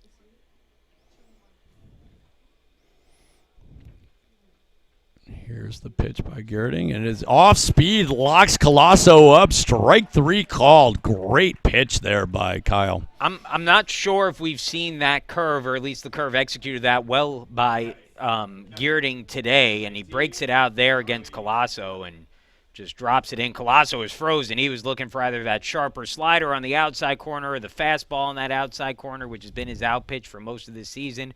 But that time it's that big curve, and it works to perfection. So Glennon 0 for 1 on the day. And here's the pitch, and that is outside. Ball 1. Gerding's got that 3/4 delivery, and when you're a guy who could throw with that arm angle and maintain your delivery and your mechanics to keep your control, you get so much movement on your pitches. Oh, nice pitch on the outside corner. Especially when you're Gerding and you're a bigger guy on the mound, you've got a lot of arms and legs moving at you, and you could really get a lot of interesting spin on your pitches and get them to break different ways, and Gerding uses that to his advantage. And here's the pitch, and a strike. Challenged him with the high heat. So 1-2 your count. 2 outs here. Runner on first and second for Denison in the top of the 4th inning here at Nobby's Ballpark at Case Western Reserve University.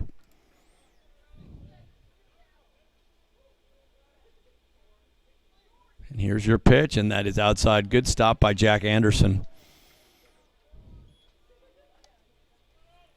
We'll see if Gerding tries to dot that outside corner with the fastball again here after missing outside with the slider. Glennon has some power. 3 homers on the year, 26 RBIs.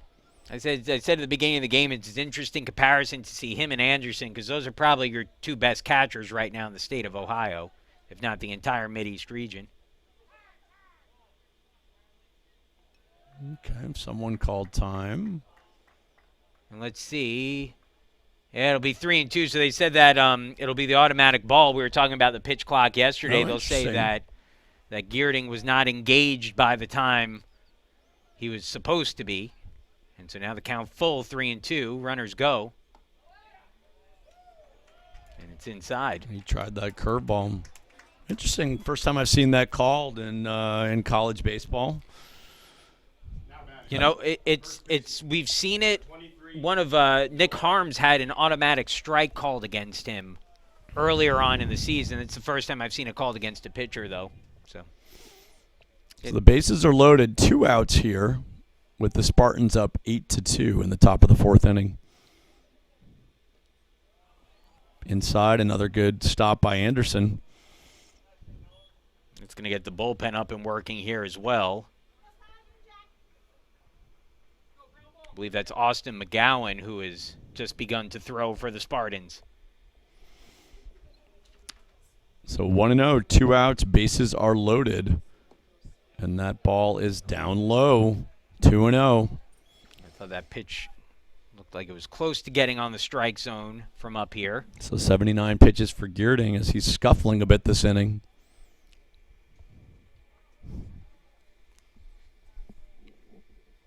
And here's the pitch, and that is inside corner. Lieb didn't like it, but 2-1 the count. Yeah, Geerding's got to find a way to compose himself, maybe a bit out of sorts after that automatic ball was called against him. Just take a deep breath and try to lock down and get your final out of the inning here. And here's the pitch, and a good swing and a miss by Geerding on that pitch. Lieb looking to connect, so 2 balls, 2 strikes, 2 outs. Bases loaded for Denison. Lieb also with some power, having 3 homers on the year. Coming into this game, hitting at .392 clip. So, really good season for the first baseman, Noah Lieb. Oh, and it hits right back up the middle, and the second baseman gets it, and he throws it away, and the ball is backed up by Geerding. Tough play as Josiah Harris, going to his left, tried to flip it, but his momentum prevented him from making a good throw. Would have been better off just trying to tag the bag, John. Yeah, I don't know if he had a play on it when it was all said and done. You know, they were taking a really nice play to flip that ball over to second. Would have kind of almost had a shovel pass it over there. But with your momentum taking you away, really nice play by Harris to even get to keep it in the infield and prevent that second runner from scoring. So Denison gets a run. It's 8-3, and there is the pitch outside to Jake Welsh, the right fielder. So the meat of the Denison lineup here. This is a dangerous situation here for Geerding with the bases loaded and Welsh, a really good veteran hitter at the plate. Ball 2 as that is well outside the plate. It'll be interesting if Coach Matt's keeping a close eye on Geerding here. This might be Geerding's last batter one way or the other.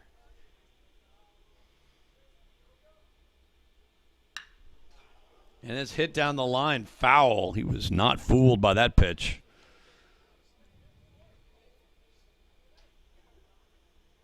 Runners will retreat to their bases. 2-1 the count, 2 outs here. Denison has put a run on the board and looking to add to it. 8-3 the score. The Spartans on top.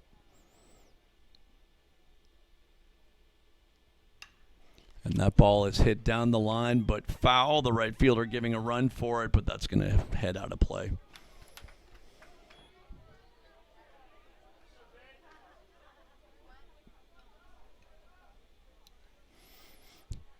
Jake Welsh, 1 homer, 21 RBIs on the campaign. .449 on base percentage coming into the game.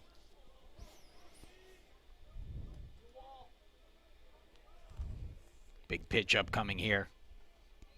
Geerding looks in for the sign, and here's the pitch. And it is... Oh, he didn't go. I thought the Geerding. umpire called it to the plate. And the umpire called it a strike at the called plate. it a strike, Absolutely, okay. Yeah, Wow. so what happened there was the umpire at the plate called it a strike on the swing. He didn't go out to the field to ask for help. He certainly has that right. Although, if you're Denison, you want him to go out to the field. But he called it a strike at the plate.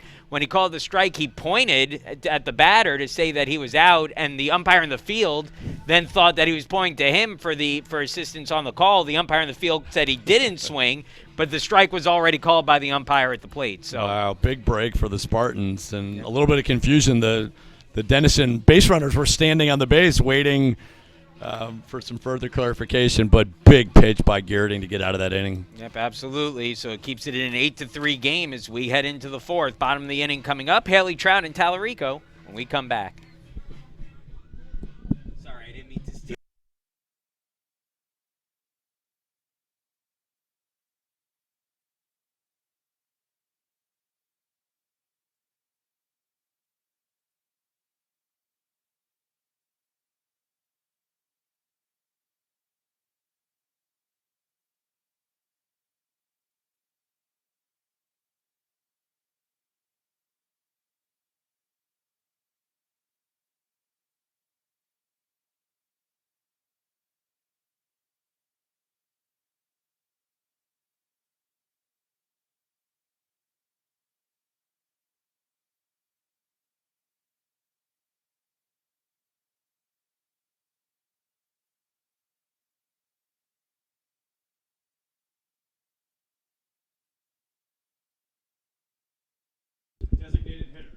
Well, welcome back to Case Western Reserve University, Nobby's Ballpark. Trey Haley leading it off for the Spartans. Case lucky to get out of the top of the fourth, only giving up a run. They lead 8-3. And the pitch is just outside 1-0. Yeah, Haley had that double his last time up that sort of broke the floodgates open. Scored 2 runs with 2 outs in the second inning. And fouls it off. Michael Gray still on the mound for Denison. This is the first pitcher that has actually gone more than 1 inning, John, for Denison in this game. Yeah, there is someone warming up in the bullpen, so may not be much of a leash here on Gray. And Haley with a big swing and a miss for strike 2. So 1-2, the count on Trey Haley. Haley 2 for 2 so far today, and that pitch is outside. 2-2 the count. That's Jaden Cole warming up in the bullpen right now for Denison.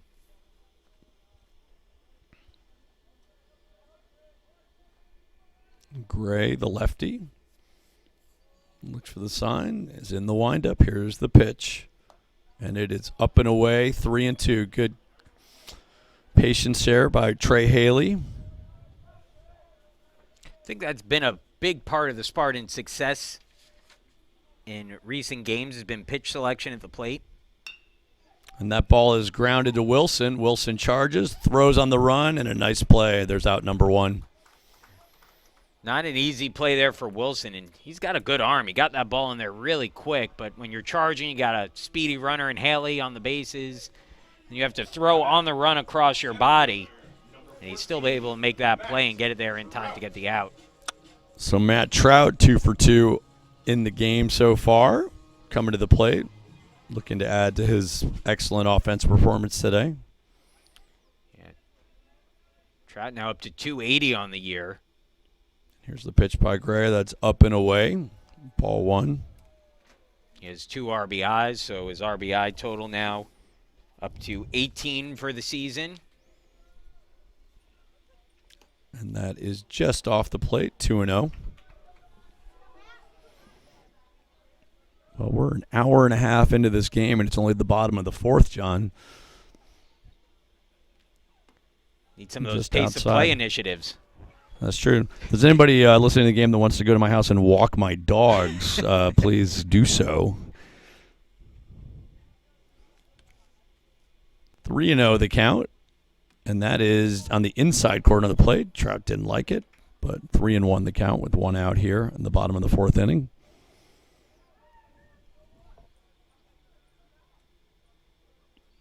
Here's the windup and the pitch, and Trout fouls it back. So Gray with a nice job battling back from 3-0 to 3-2. Denison coming into this game with a 10-game win streak, number 13 in the country.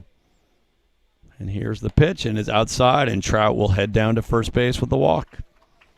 Good job there by Trout. Mentioned it throughout a couple of our broadcasts this year that Trout's been a bit of a free swinger this year. And you can see he's starting to make some improvements in that area, and that's shown in some of his results as of late. So Nick Tallarico heading to the plate, 1 for 2 on the afternoon. Trout with a nice lead at first. Left-handed pitcher Gray holding him on. And here's the delivery, and that is fouled off to the right-hand side. Trout 2 for 3 in steal attempts this year.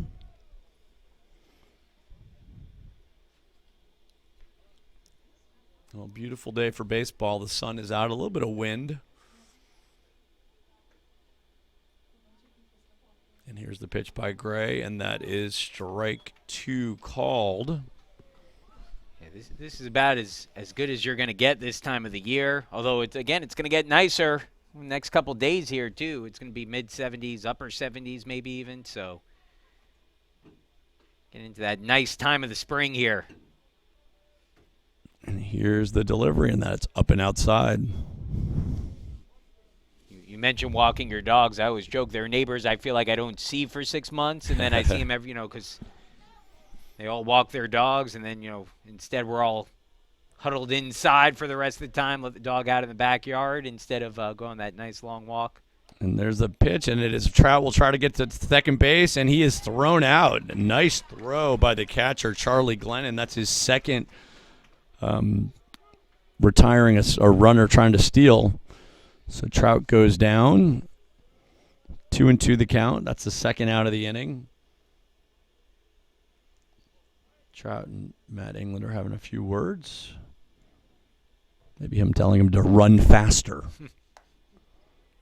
I wonder if that was a missed sign there, because Tallarico didn't protect him at the plate, although again with 2 strikes that's tough to do. Tallarico hits it deep to right field. It's going to be over the head of the right fielder, and it's going to hit the wall. Rolls up against the wall, and Tallarico heading for third. It's not going to be a throw. So the caught steal prevents Tallarico from getting an RBI on that triple, but a nice job of hitting by Tallarico here with 2 outs in the bottom of the 4th inning. I think, Tallarico, who's not exactly speedy, good base runner, but not particularly fast guy out there, and the way he hit that ball deep to right field like that, and the way it ricocheted off the wall gave him a shot at an easy triple. It's his second triple of the year. So Kevin McKenzie, the left fielder, coming to the plate. McKenzie hitless today. That's strike 1. What's interesting is that I'm not sure if a run scores on that, even if Trout is on at first. So that misses up high. Because if you think about it, Trout might have had to hold up about halfway on that. I don't know if he gets all the way from first to the plate by the time that comes in. So it might have been second and third, but still. And that pitch is inside. Would have been close. Trout's a good base runner. It's always interesting on the base run. I mean, that ball, it looked even from off the bat, just the way the right fielder had turned, that it was going to knock. He wasn't going to catch it, but you never know. And that ball is low. 3-1's the count. 2 outs here in the bottom of the 4th inning as the Spartans look to add to their lead. Runner on third. Kevin McKenzie at the plate. There's the windup and the pitch, and there's a ball hit to Wilson. It's short. Should be an easy play. Throws it across, and it is dug out by the first baseman. A nice one, and that retires the Spartans. So at the end of 4, your score, Case Western Reserve 8, Denison University 3. We'll take a short break and see you after the break.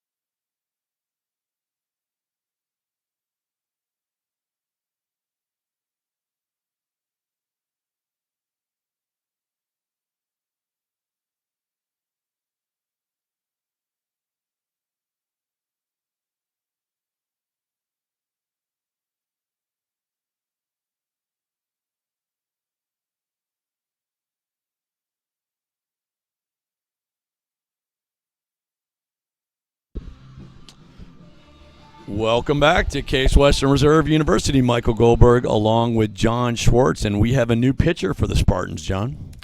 Yep, it's Austin McGowan who takes the hill, the first-year player out of Bellefontaine, Ohio. And it will be a relief appearance here for McGowan, who has seen time as both a starter and a reliever this year. A 5.12 ERA, no record, 7 appearances, 2 games started. We'll face a tough opponent here in Denison. And here's the pitch, and it's just fouled back by Fear. So the book on Kyle Geerding, 4 innings pitched, 8 hits, 3 earned runs, 2 walks, 7 strikeouts.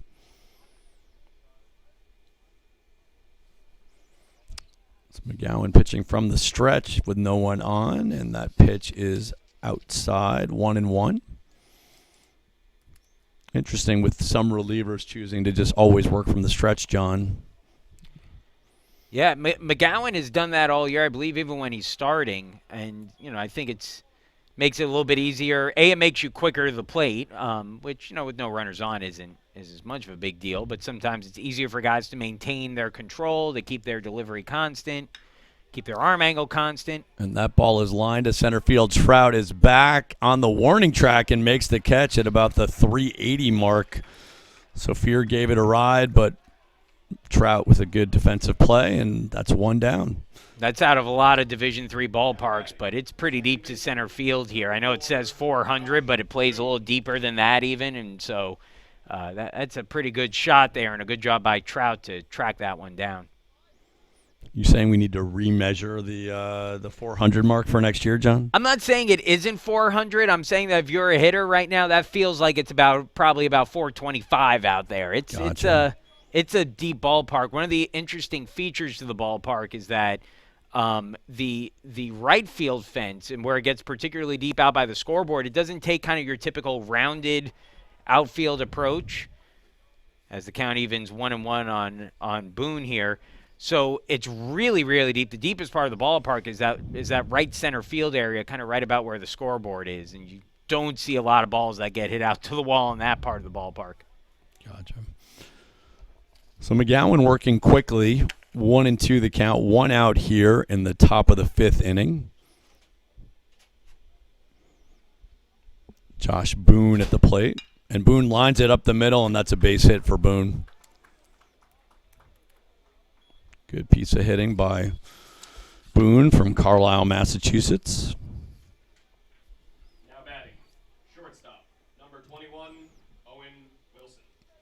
So Denison has had runners in each inning, and Austin McGowan here with a 5-run lead. But again, this is the 13th ranked team in the country coming in on a 10-game winning streak. It's a little bit of an odd game, and yesterday felt this way too, where it sort of feels like the Spartans have it under control and are up big, but this game can turn quickly. Yesterday sort of felt like that as well. The Spartans were up 6-0. They led 6-2, but there were certainly some chances for Mount Union. Denison has had their chances today, so it'll be interesting to see if the bullpen can hold on to it here. McGowan's pitch, and Wilson, it's a pop-up into right field. Right fielder is under it and makes the catch.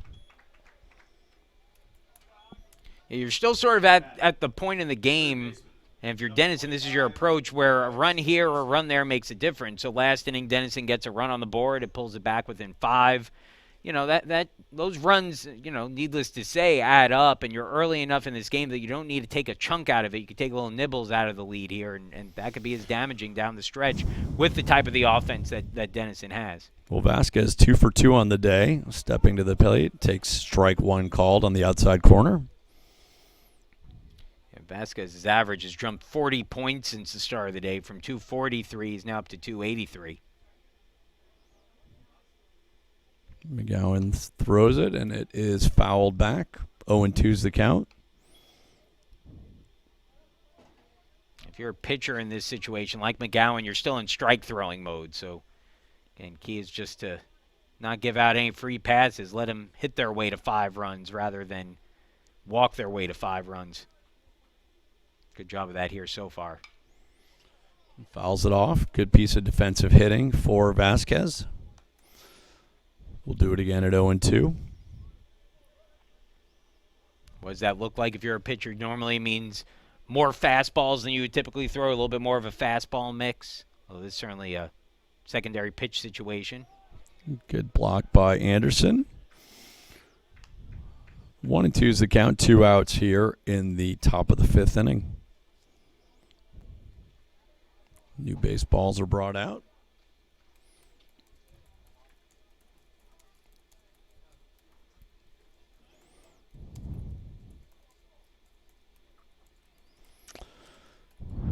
McGowan looks in for the sign. And here's the pitch, and that's inside. Evens the count at 2-2. Yeah, that was, I think it was inside, but it was closer than it sort of looked at first. I think the reaction of the batter, Vasquez, made it look further in than it was, but that didn't miss by much. 2-2, 2 out, and that is fouled off. So we do have our athletic director, TJ Shelton, with us today. I'd like to pose a question. I'm not sure, John, if you or TJ will know the answer. We can get to it after the break. What do we spend on baseballs for a typical game? It's a great question. I believe, if I'm not mistaken, the baseballs come in packs of 12 or boxes of 12. That doesn't really answer the question, but if you notice, though, unlike So according to TJ Shelton, and actually standing behind me, he chases the balls himself to make sure that they use all of the balls. So TJ, I see a ball. Oh, and that hits the batter as we chit-chat about balls being used. So that'll send the runner down to second base on that delivery. But yeah, you know, we're on a tight budget here at Case Western Reserve University. Yeah, you know, if you notice, though, it's not like the majors where you hit a ball into the stands and, you know, fan catches it and, you know, gets a souvenir. In this case, if a ball gets it into the stands or foul territory, there's a player who's chasing after that, and they're coming back with a baseball one way or the other. So if you're listening to the game and you're in the fans and the ball comes to you, you better hide it before TJ comes and asks for it back. It looks like there was top of the lineup here, Matt McClements after that hits batsman. So 2 outs here, and Denison threatening again as McGowan looks in. And that is up high. Matt McClements is 1 for 3 today.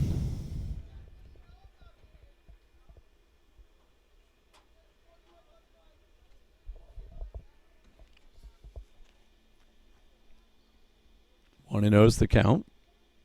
And that almost hit him. And that's inside. So McGowan having a bit of control problems here with 2 outs in the top of the 5th inning. Denison looking to cut into the Spartan lead.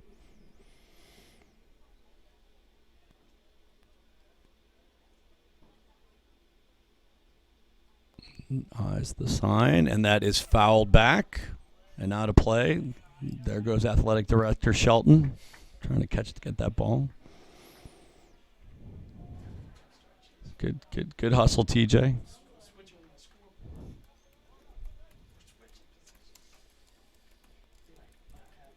Two and one, 2 outs.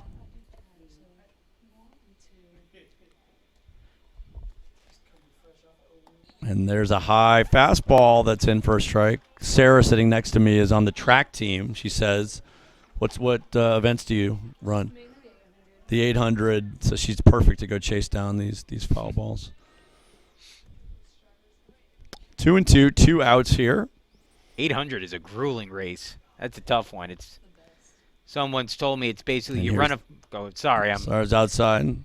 You basically run a 400 and then pray during the second 400. So it's a 3 and 2, 2 out. The runners will be going on this pitch to Matt McClements, the left fielder.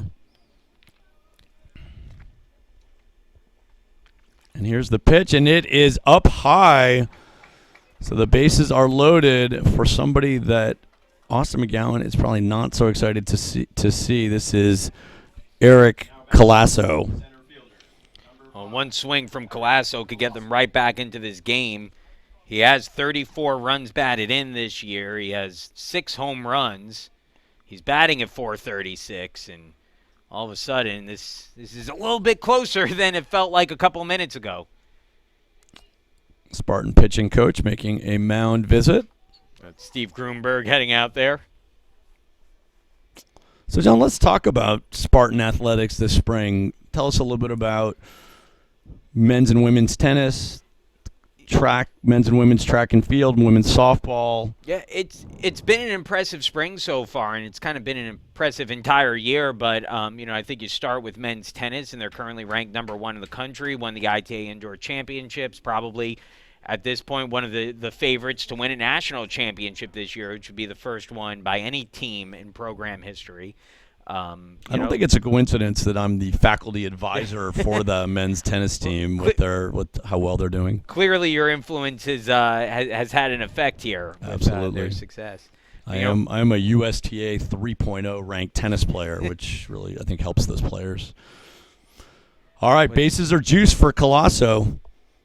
Here's McGowan's pitch, and that is hit high in the air to left field. The left fielder is under it and makes the play. Wow.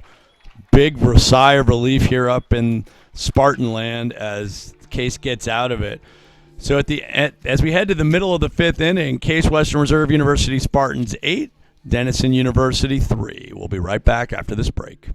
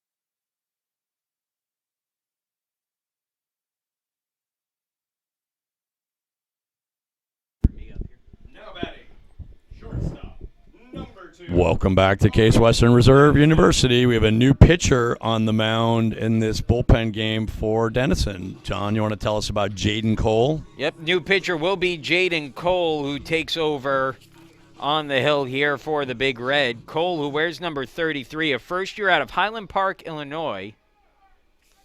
Another Chicago-lander here for Denison as Owen Levinson takes ball one.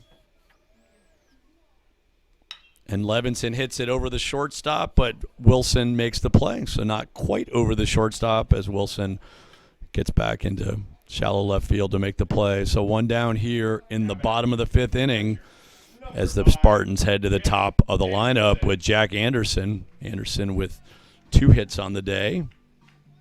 Yeah, Cole sort of the as we mentioned, his number's a little inflated because he did pitch in that game we mentioned earlier, the Arcadia game. He actually started that game and gave up 4 earned runs without getting an out there. So one of his 2 appearances on the year, it was his only start and didn't go well. And so his number's a little high right now because of that.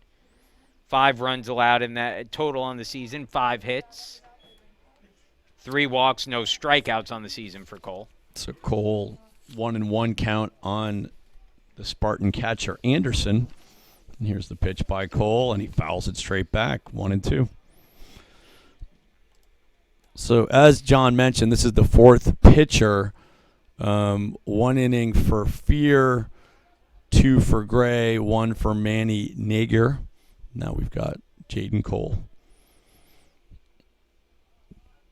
Here's the 1-2 pitch, and Anderson swings and misses, but it goes back to the backstop, and he astutely hustles down.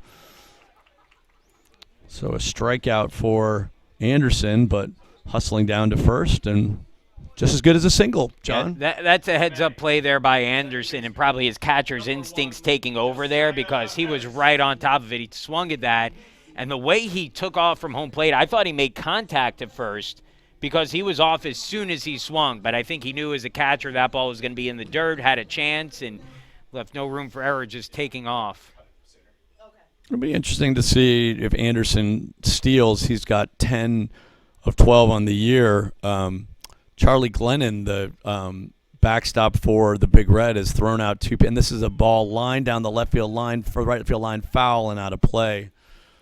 There's no.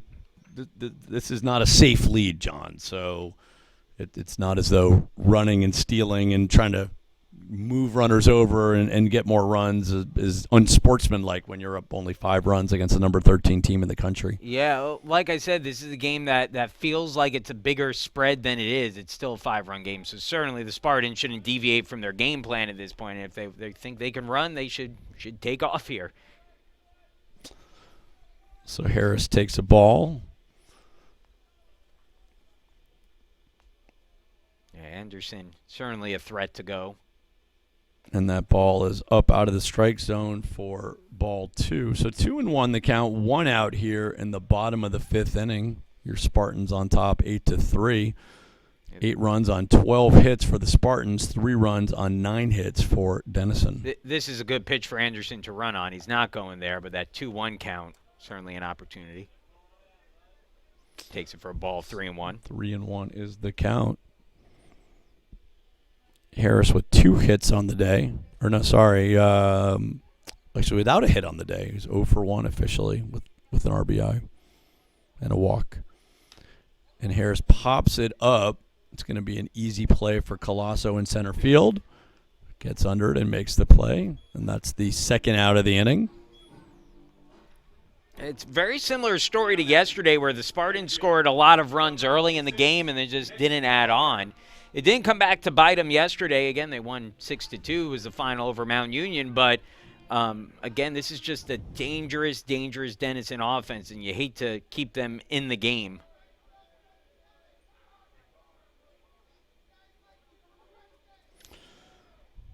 So Cole has been effective so far and throws an off-speed pitch that Harm swings through. Cole attended IMG Academy before enrolling in Denison.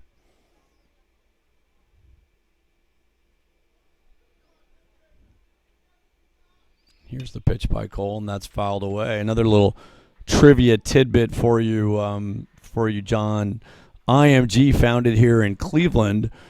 Mark McCormick, who was the founder, started that because of a relationship with this professional golfer. I don't know if you're familiar with who the golfer would be. I am not. Gosh. Why do I want to say Phil Mickelson? No. Right Think Older? old golfers. Okay. Yeah. And that ball's outside. That would be Arnold Palmer. Okay. So Mark McCormick was a lawyer in Cleveland, had a relationship with Arnold Palmer, and IMG, which has subsequently been acquired and part of Endeavor, was built here in Cleveland, one of the first sports management companies in the world. And there's called strike three. Harms doesn't like it, decides not, makes a strange face without looking back at the umpire, but doesn't like the call. And that'll do it for the Spartans. That's our first inning and a few without a run.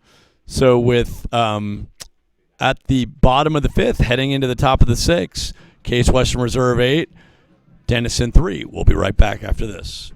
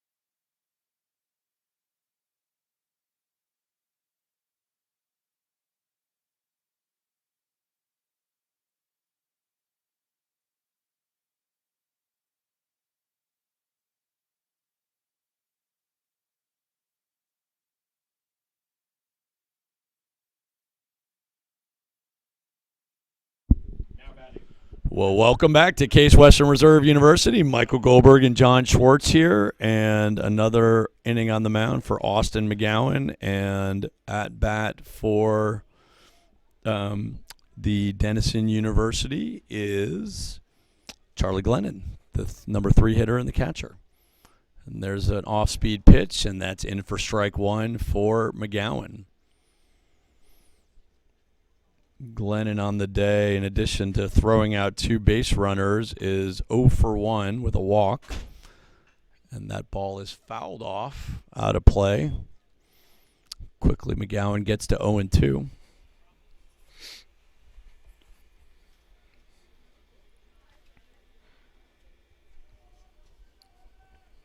McGowan looks in for a sign.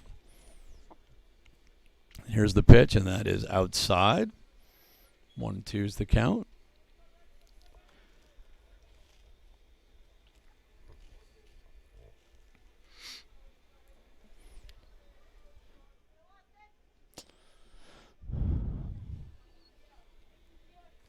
McGowan looks in.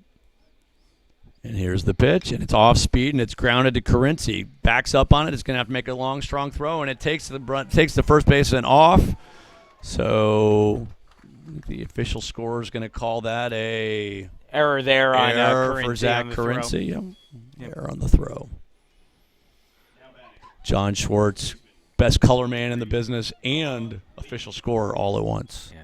Carinci, he hasn't been tested a lot at third base since over the last few games and hasn't had to throw a lot. So, again, expect that throw to be on target as the season goes on for him. He's a really good defensive third baseman. And that pitch is outside. So Denison with base runners again in the middle of their lineup with Noah Lieb. Yeah, they've had the leadoff man on now 4 out of the 6 innings. And Lieb hits it to center field. That should be an easy play for Trout as he camps under it and makes the play for out number 1. Denison has had traffic on the bases all day. They've left 11 men stranded on base now through the first 5 innings, and someone on here to start the 6th. So base runners haven't been the issue today for Denison. They've certainly had their opportunities, but just haven't been able to bring them home. So Jake Welsh coming to the plate. Welsh 2 for 3 on the day with an RBI.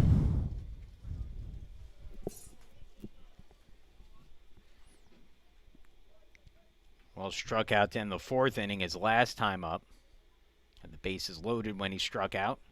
Glennon is the leading base stealer for Denison, 16 of 17 on the year. And that ball is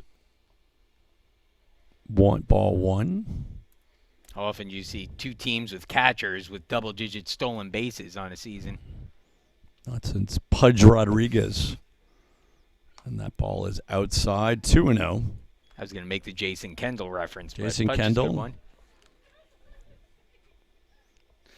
I don't think Mike Zannino is going to be stealing 20 bases for the Guardians this year. Hey, bigger bases now. You never know. That's true. And that ball is popped up. Trout is under it. And that's 2 away. 2 put outs for the Spartan center fielder. Trout's getting his steps out in center field today. He's had a lot of balls he's been chasing down out there. Keeping him busy. I might need to get him on my we have a competition at the university, John. I don't know if you're part of it. It's like a steps competition. The team from the Weatherhead School of Management that I'm on is currently in 3rd place out of about 60. So I might need to get Matt Trout on our team to step us up. I didn't even get a congrats from you, John. Well, congratulations. Well, I was trying to figure out the mechanics. I'd like of to be in first, but, yes. top 3's pretty good. Listen, you got something to shoot for there. Thank you. But Thank you. what is it? Average steps per person? Is it total steps by the department? There's 5 of us on the team, okay. and it's been a good run. I'm a walking commuter from my house in Cleveland Heights every day, so I'm often highly sought after by others who want me on their team because I get basically 10,000 steps just on my commute. 1-1's the count, 2 outs. Oh, a nice pitch off speed from McGowan. Do you do the walking commute in all weather, or is it just? I do. Okay. My other color man, President Eric Kaler, is a neighbor of mine. I try to convince him to walk with me to campus, but he doesn't often take me up on that. Well, he's got the parking spot right next to true. Right next to Delbert Hall there. That is true. And that's inside, and it grazed him, apparently. Yeah, it might have gotten fear on the foot, and heads down to first. So Denison with base runners again. Second baseman, number 4, Josh Boone. So Josh Boone, the pride of Carlisle, if Bart Kalkstein is still listening, up to bat. Nice day for Boone so far. 2 for 3 with a pair of singles. So 2 outs here. Denison threatening again. It's been a walk the tightrope kind of day for Spartan pitching.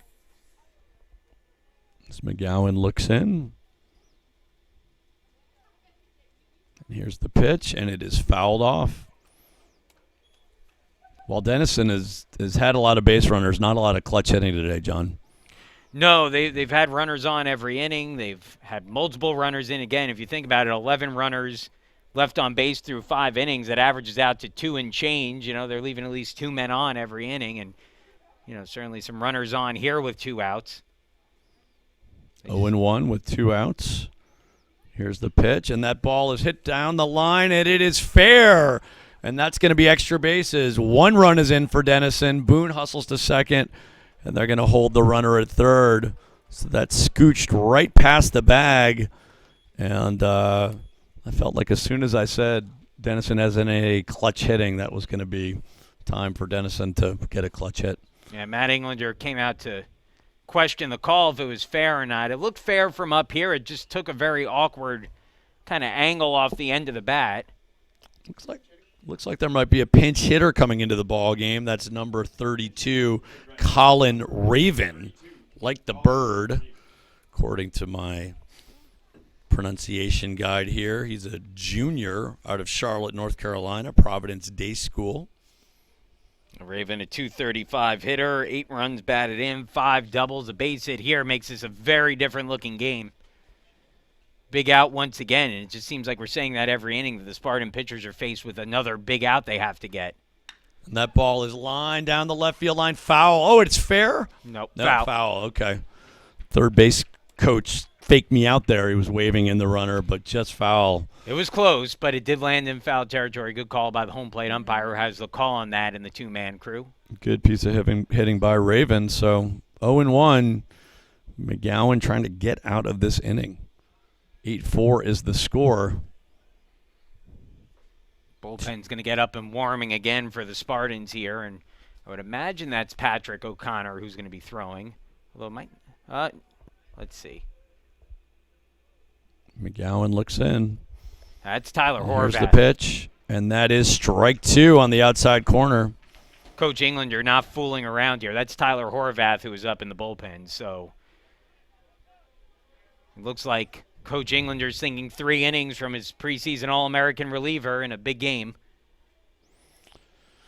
0-2, 2 outs, 2 runners on, and here is the pitch, and that is outside. Good job by Anderson. So 1-2, 2 outs. Denison with a runner on second and a runner on third.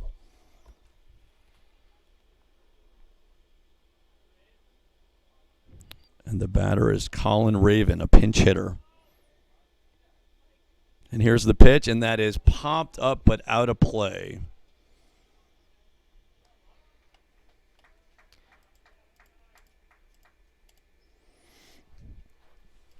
Pivotal moment of the game. McGowan trying to work his way out of this jam. Again, Denison just getting a run here, a run there. And that is outside. Trying for a crooked number here this inning. Again, that really changes the way this game looks. McGowan's thrown 40 pitches, and as John said, this is likely to be his final inning. 2-2. Here's the pitch, and fouled off again. Good hitting by the backup catcher for Denison, Raven.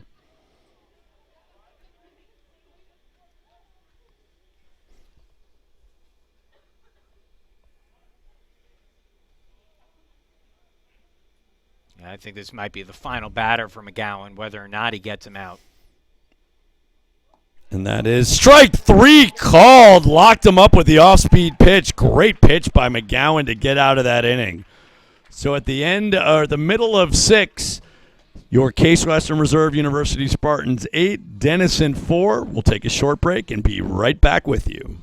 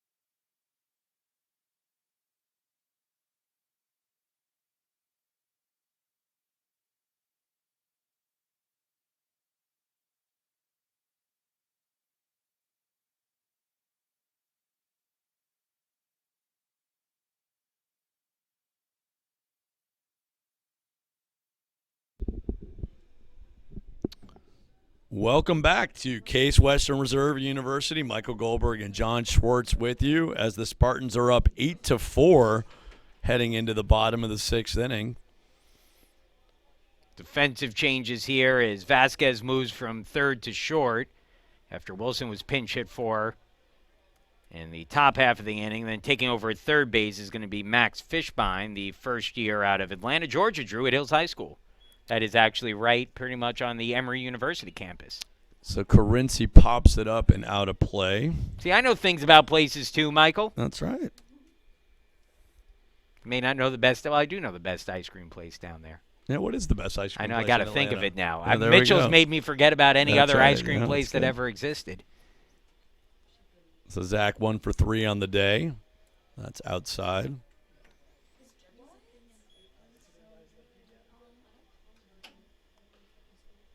Currency. Getting ready, and there's the pitch, and he lines it off again. Fun fact, my freshman dorm when I was at Emory was on the same street as Druid Hills High School. Oh, nice. So Jaden Cole pitched a strong inning. It was the first inning that a Denison pitcher has pitched today without giving up a hit. So he did well in the fifth. He's back out for the sixth. Cole eyes 2-2 count, and Currency lines it into right center field, but the right fielder is there, backtracks, and makes the catch. Nice play by Jake Welsh.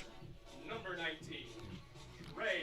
Yeah, it's interesting because the routes, and I chalk some of this up to just playing in a different ballpark than you're used to, but if you look at some of the routes the outfielders have taken for Denison, not quite as direct to some of the balls as we've seen from some of the Case Western Reserve outfielders, but gotten to them all, though, for the most part. So Cole, strike one on the outside corner. Trey Haley 2 for 3 on the day with 2 RBIs. It's good for Haley to get that bat going again. He's such a talented hitter. Quickly moves to strike 2. Haley's funny because he could be a little bit streaky. Saw that last year. Started off slow, finished the season strong. This year started off red hot, went a bit of a cold period, but seems to be back now.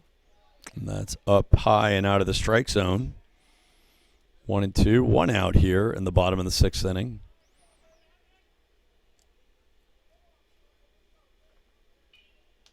And here's the 1-2 pitch, off speed and up out of the zone. You know, John, I notice when I do the games with President Kaler, there's always like food and beverages and things. When you and I do the games together, you have your water and I just sit here hungrily. And there's the pitch, and it is a called strike 3 on the inside part of the plate. Just gotta make sure you pack your lunch before the game's Well, here. Lauren's cookies. I might have to break. Passover. You still have those cookies, Lauren? Nice.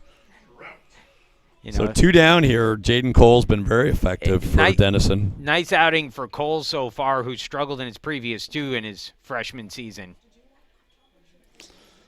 And strike 1. Lauren selling her cookies here. I think TJ's in for some cookies. As Matt Trout is up. Matt's been perfect on the day, 2 for 2 with 2 RBIs. So that ball's outside. Nice day for Trout. He also drew a walk. He's been good today.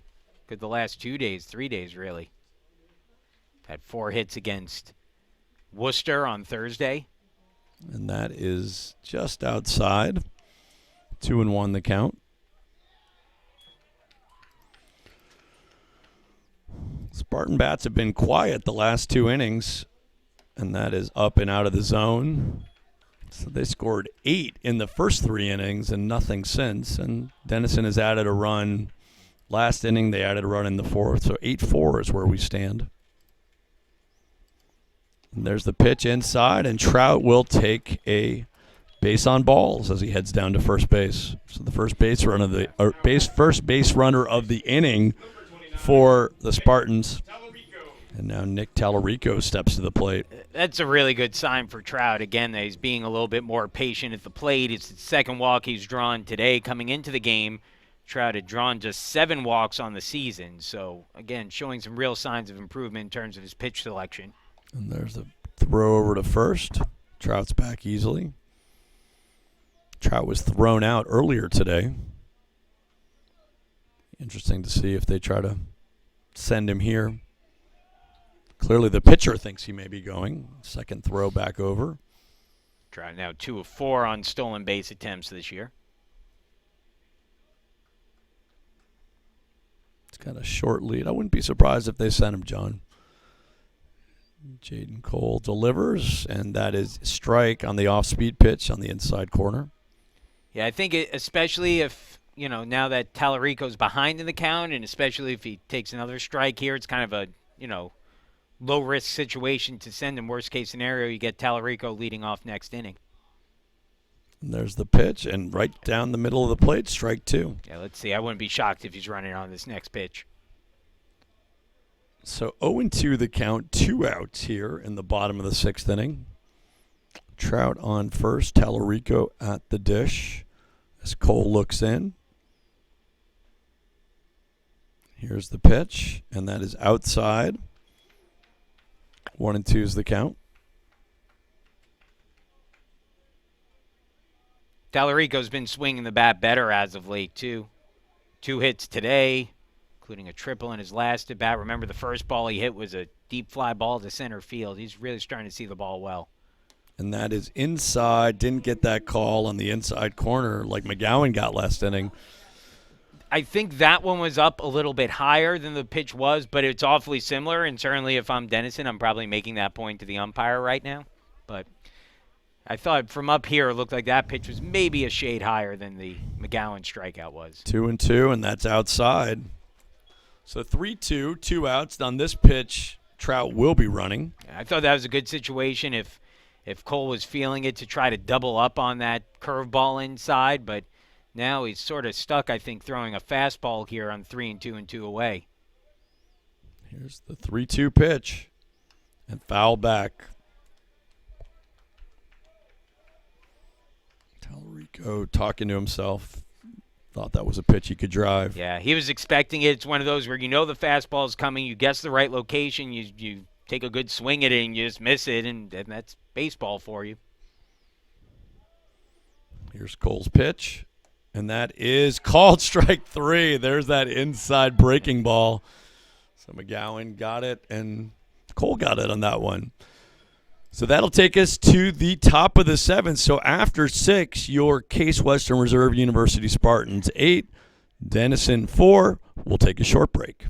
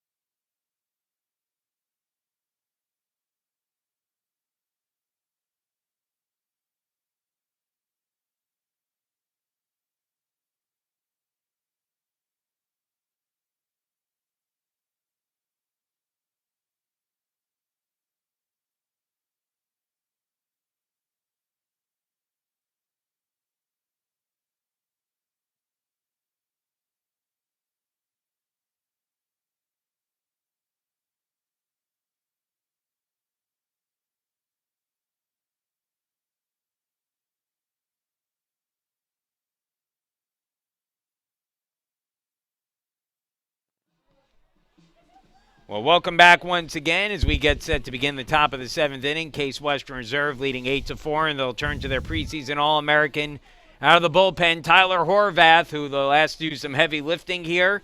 And what I imagine will be him trying to get the final 9 outs of the game. So Tyler, 10th appearance of the year, all in relief. No wins, 2 losses, 4 saves.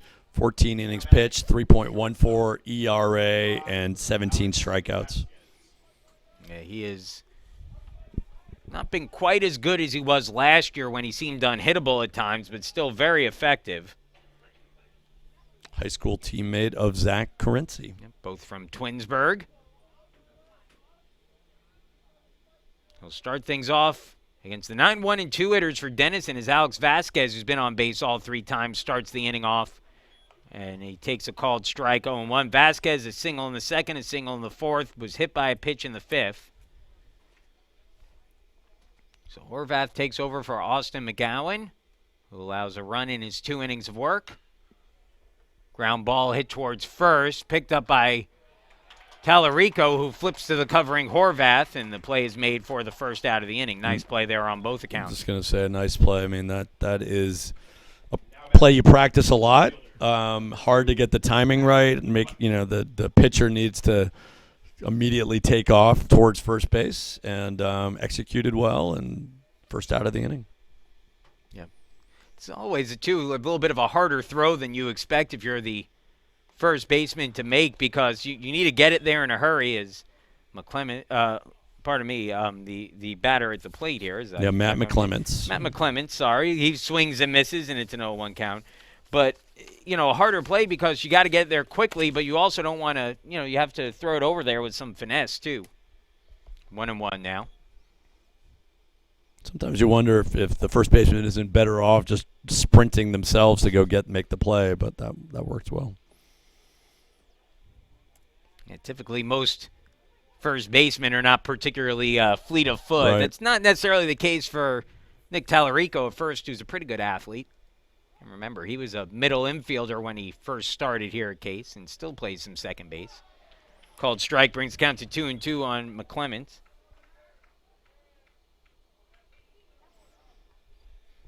McClements 1 for 3 in the game with a strikeout. In Case doesn't have their next game until Friday, so not afraid to go to their bullpen here. Just getting a piece of there was McClements. Yep, again, it's a well-rested bullpen. Horvath last pitched on Saturday last Sunday in the doubleheader against Emory. First game of that one. So he's on a full week's rest. Oh, he didn't get the call. Looked like a strike from here. Yeah, I thought he hit the zone with that one. Instead, the count goes full, 3-2.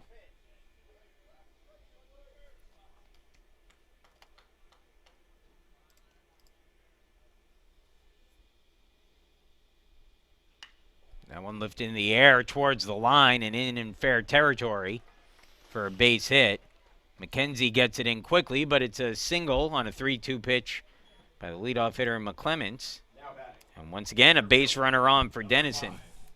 And here's the heart of that lineup that, again, with hitters, with Colosso, Glennon, Lieb, and Welsh all hitting over a 384 clip.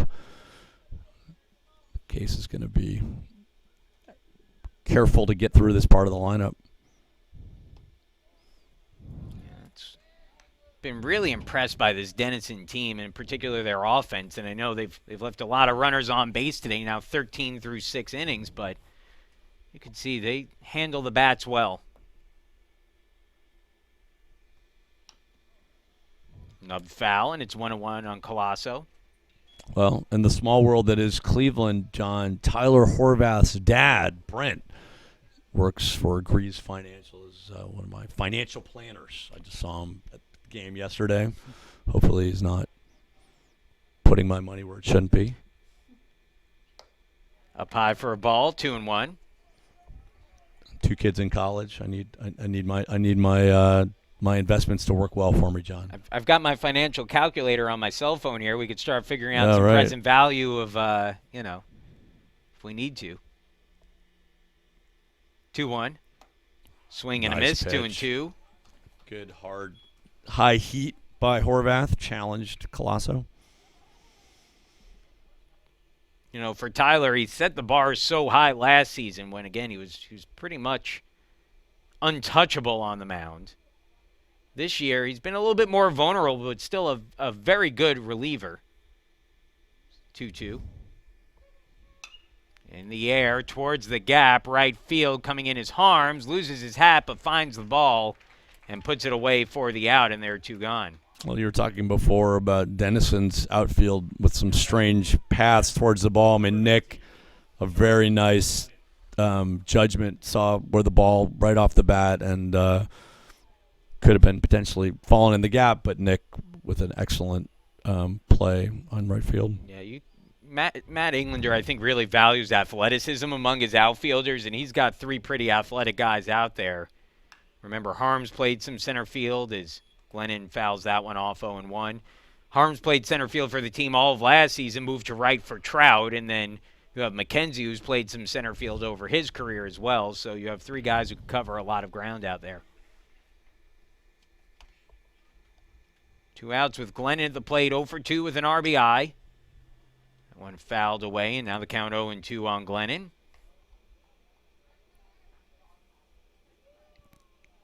So Horvath a chance here to have one of the quicker innings by a Spartan pitcher today.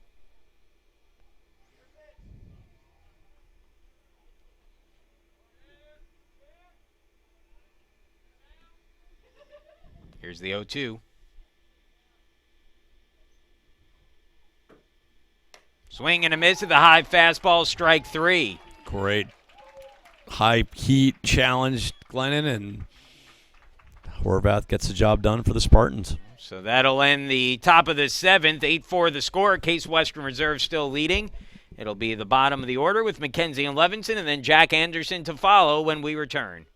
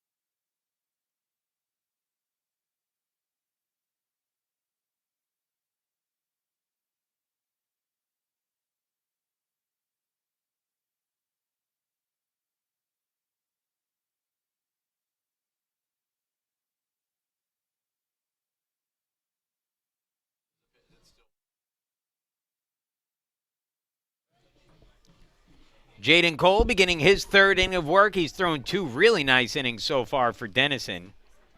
I'm sure something for him to be proud of again after 2 rocky appearances early on in the season. He's looked good here today. The Spartans leading 8-4 and will send a pinch here to the plate as Kevin McKenzie will be hit for by Jay Smith, the sophomore out of Goshen, Kentucky, right outside the Louisville area. Smith hitting at .230 on the year. Left-handed hitter takes the breaking ball for a called strike, 0-1. Jay's dad played baseball at Western Kentucky University. This is down and in, 1-1. Oh, and they say... And they appealed to first. Yeah. They called the strike. So it's 0-2. Crowd didn't like that one.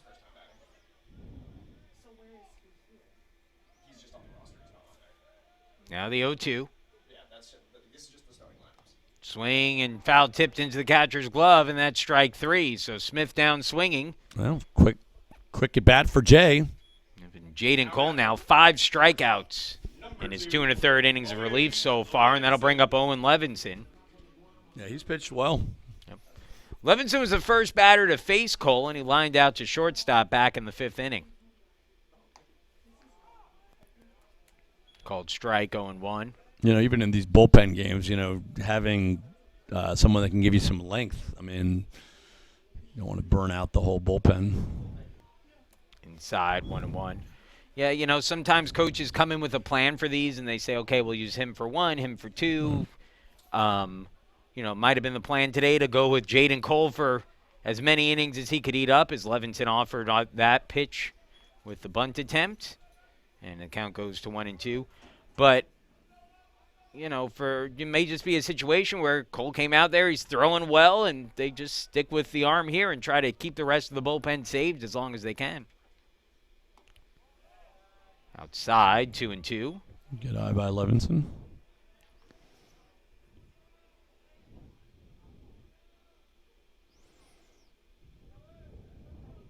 Now the 2-2. In the air, shallow left, coming in quickly as the left fielder, and he will not get to it. It drops in, Levinson digging for second, and he'll slide in head first with a double. It was an interesting play. I mean, he hustled. He was right there, I think he may have taken his eye off the ball. The third baseman and the shortstop had all converged. Left fielder was there and just took his eye off it and fell in.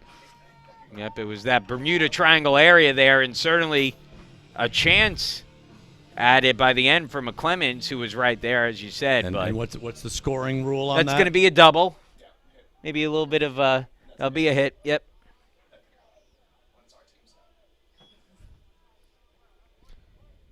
So double for Levinson, his third double of the season. He stands at second base now with one away, and Anderson at the plate. And a swing and a foul tip back. It's 0-1. Anderson, a couple of hits today, a single in the second, single in the third. He's also grounded out and then reached on a wild pitch after a strikeout. Hitting at .455 on the season. Here's the 0-1. Outside. You know, we talked yesterday about Jack attending Case Law School and being doing his graduate years here. I mean, it's this interesting decision that students have when they complete their schooling but still have eligibility left. Do you sort of stay in graduate school or go somewhere else? Called strike 1-2. I mean, certainly advantages to staying in the same program that you're in. Obviously, Jack's a leader on the team. Not necessarily likely that he's going to be able to play at Division I. So, what's the point of necessarily going to another D3 school? And he went chasing that one for strike 3. So Anderson down on strikes for the second time as Cole really throwing it well here today. Gets his 6th strikeout of the game, second of the inning. And now Josiah Harris will bat with a runner at second and 2 away. I guess one link to the law school, as TJ knows well, our colleague Craig Nard, who's was a Division I athlete, and his son Victor is on the team here. Craig's a big friend of CWRU athletics, and it's nice to see that linkage between Jack attending law school, and my guess is Craig probably had something to do with that. Certainly nice, and Jack will have his work cut out for him next year, assuming he continues to play and is in his first year of law school. He'll have some things he'll have to balance, but, Wonder already has gone through a rigorous undergraduate program here, so certainly something he's sort of used to at this point. What's interesting is, John, I've had a bunch of the basketball grad transfers in the MS Finance program in my class, and we don't cut them any. There's no difference if you're a student athlete or just a student in terms of the work. I mean, obviously, when students have to travel for games, that we allow them to miss class, but it's pretty impressive to see them get it all done. Ground ball third base side. It's fair. Long throw to first, and it's in time to get the out. So tested on the play is the new third baseman in the game, Max Fishbein, and he throws a strike on to first to get the out and retire the side. No runs on a hit, no errors, and a man left on. We go to the 8th, and it remains an 8-4 game. Case Western Reserve leading. Lieb, Welsh, and Feardo up 4, 5, and 6 in the order for Denison when we come back.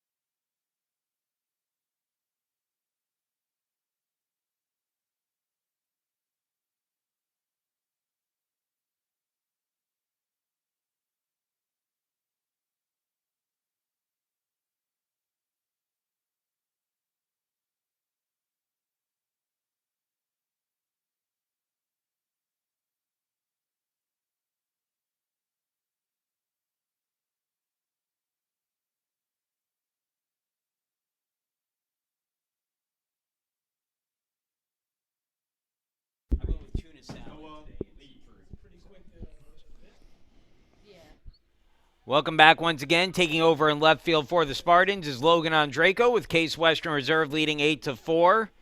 Tyler Horvath begins the 8th inning, his second inning of work after working around a hit last inning, and starts off Noah Lieb with a inside pitch that's fouled off 0-1. That went inside the Spartan dugout. Just taking a look, make sure everybody's okay.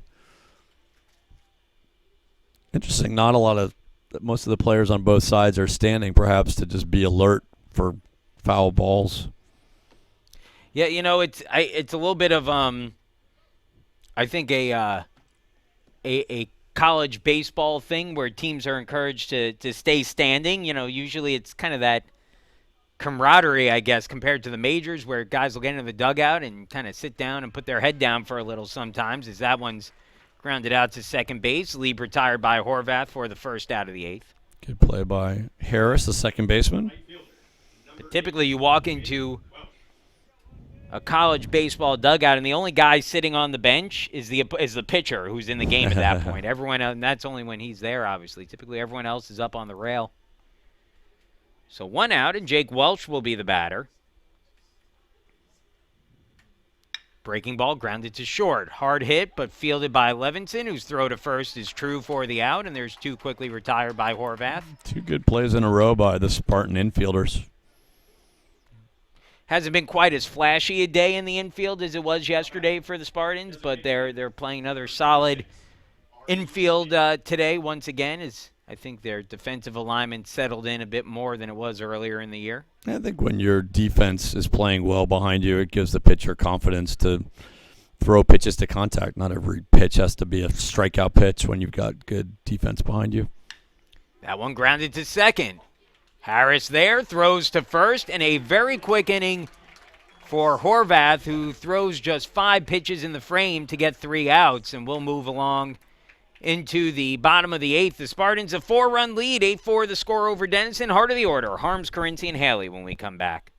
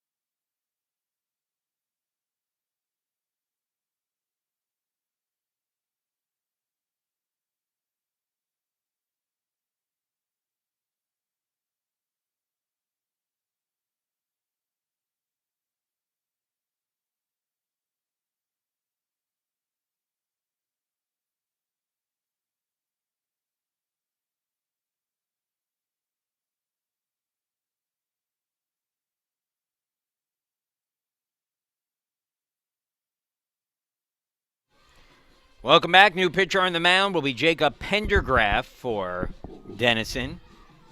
Go ahead. Yeah. Just give you a little info on Jacob. 6'3", 180. He's a senior from Raleigh, North Carolina. Attended Western Reserve Academy right here in Northeast Ohio, which is a boarding school in the Hudson, Ohio area. A little bit of a rough go of it this year.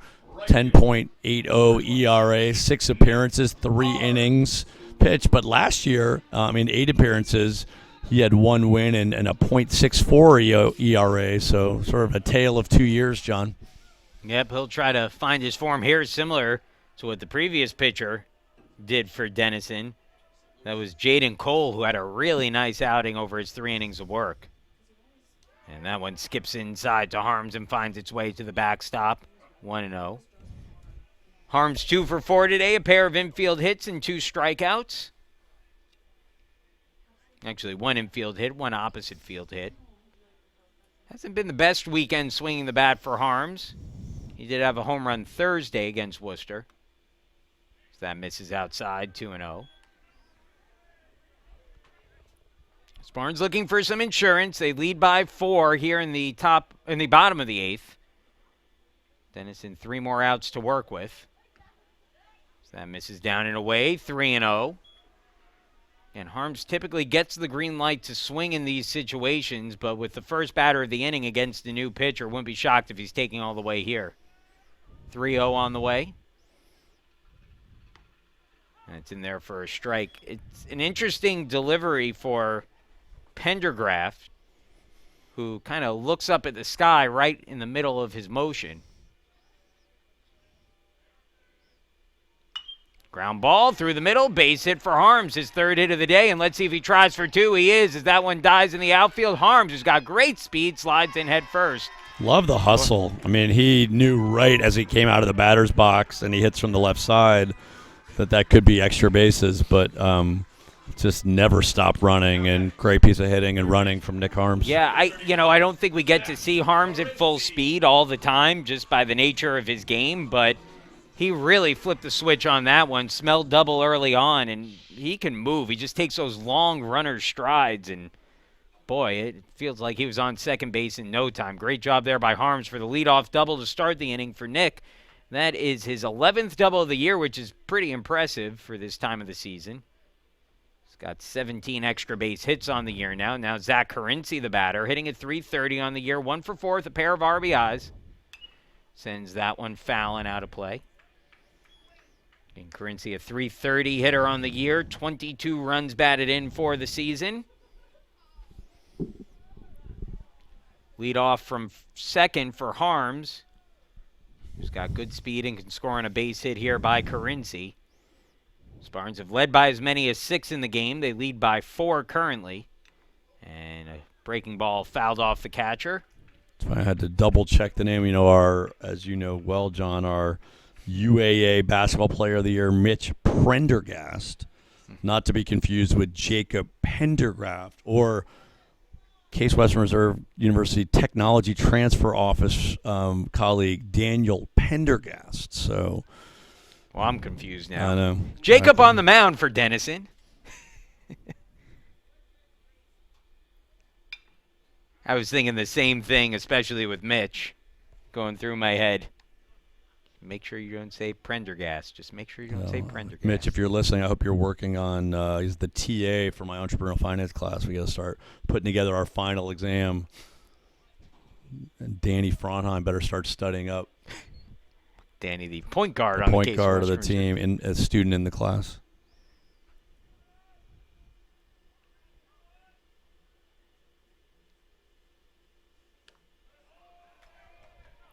Down and out for a ball, 1-2. All of a sudden, Mitch gives him a bad grade on a paper, and Danny stops passing him the ball. Exactly.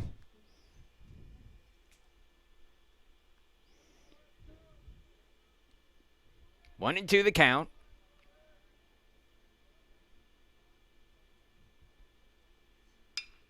The inside baseball of courses, as I learned when I first started teaching, I never had teaching assistants.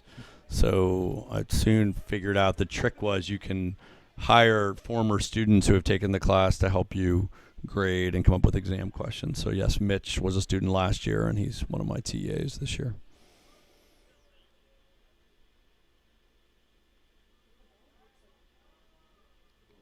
One, two.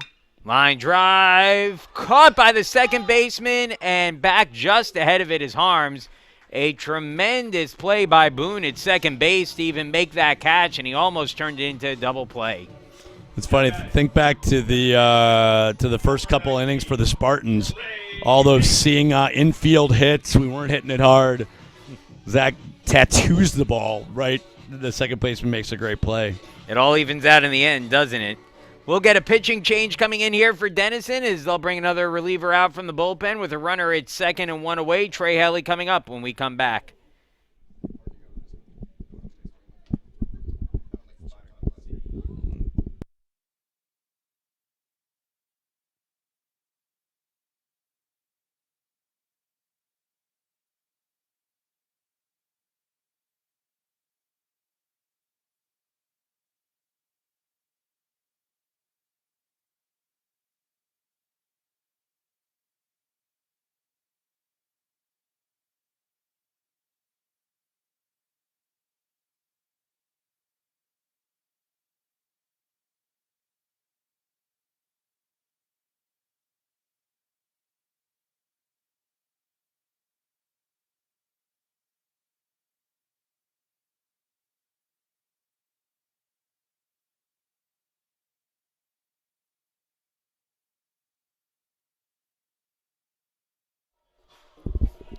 8-4, Case Western Reserve lead, and the new pitcher warming up for Denison is Ryan Starr, a righty.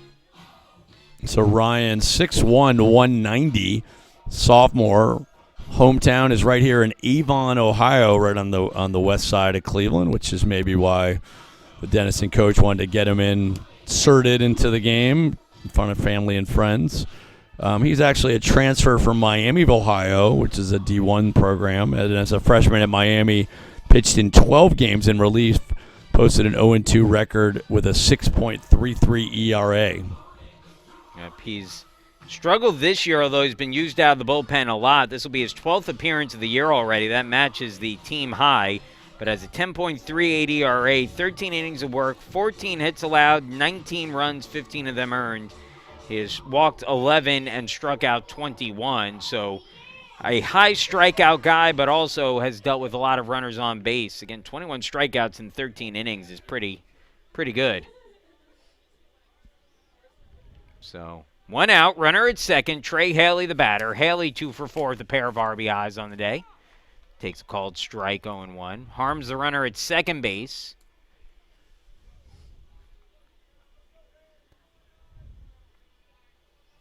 Starr sets on the mound.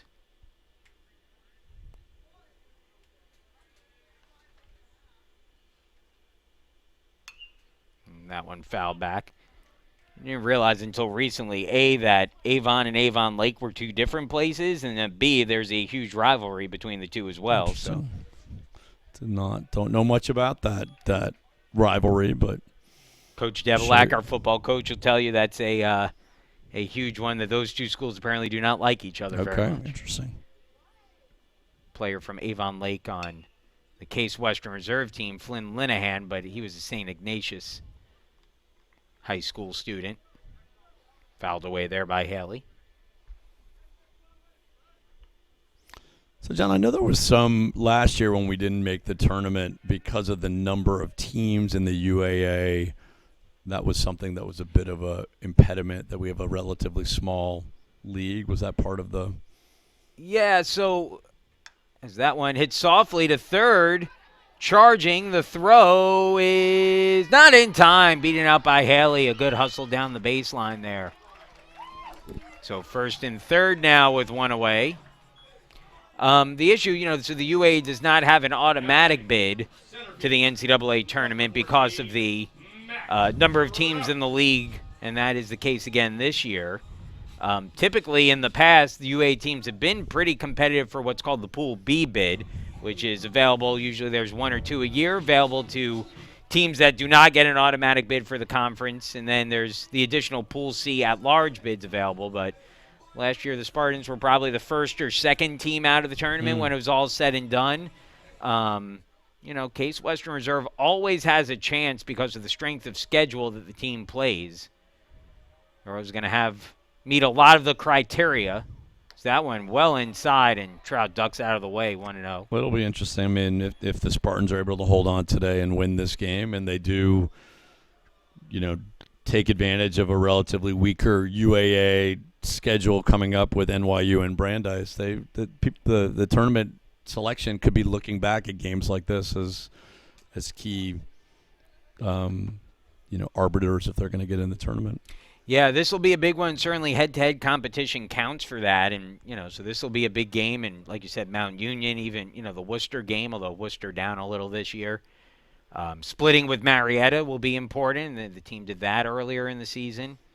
So, the Spartans have some pretty solid wins on their resume. The key now is that having those solid wins, they have to start to back it up with a larger number of wins. And, I think right now if you're Case Western Reserve going 3-3 this week with wins over Worcester and Mount Union, and now if you can hold on here against Denison, that goes a long way. Here's the 1-0. And Starr delivers outside, 2-0. Runners on the corners, 1 away. It's a 4-run game. The Spartans trying to add on here in the 8th. Nick Harms led the inning off with a double. A 1-out infield single by Haley has runners on the corners. And Trout now ahead 3-0 on the count. He looks down at Matt Englander coaching third base to get the signs and see if he has a green light here. Nick Tallarico is out on deck. And the fastball, Trout taking all the way and takes a strike on the inside corner, 3-1.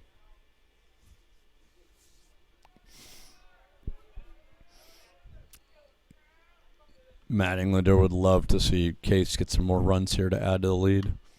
Another one fouled away. So the count full, 3-2 on Trout.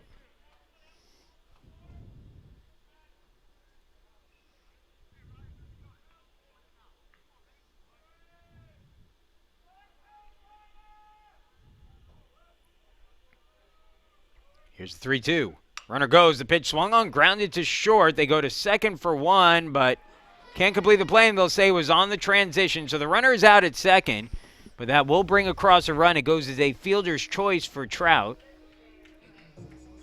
And it's now a 9-4 lead for Trout, his third RBI of the game. And so a runner at first and two away in the inning for Nick Tallarico, who swung it well today. Pickoff attempt at first. Trout's been caught stealing once in this game.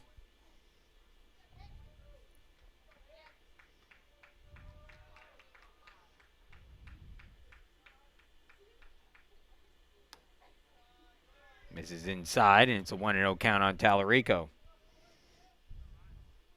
That's Case's first run in the last 4 or 5 innings. Most of their runs were scored before that, all in the top 3 innings. 2 in the first, 5 in the second, 1 in the third. They had on a 9th run here in the 8th, as the count evens 1-1 on Tallarico.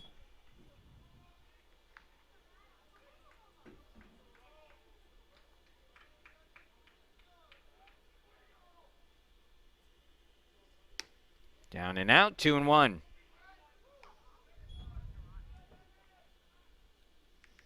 You think it's likely Tyler Horvath will come out for the 9th, John? I think he's finishing this game off one way or the other.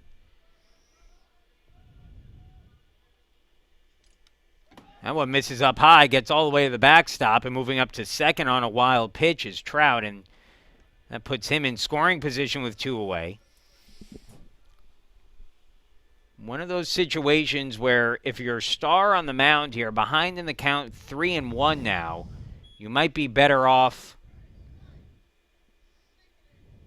walking the batter here rather than giving him something too good to hit that could bring that run across. Swing and a miss at a good fastball, and it's 3-2, full count.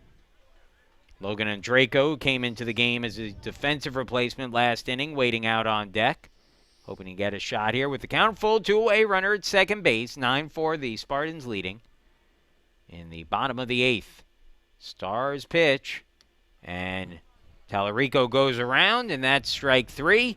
And the inning's over, but the Spartans had a run on 2 hits, no errors, and a man left on. Will move into the 9th. Last chance for Denison in the bottom of their order coming up. Boone, Fishbein, and Vasquez when we return.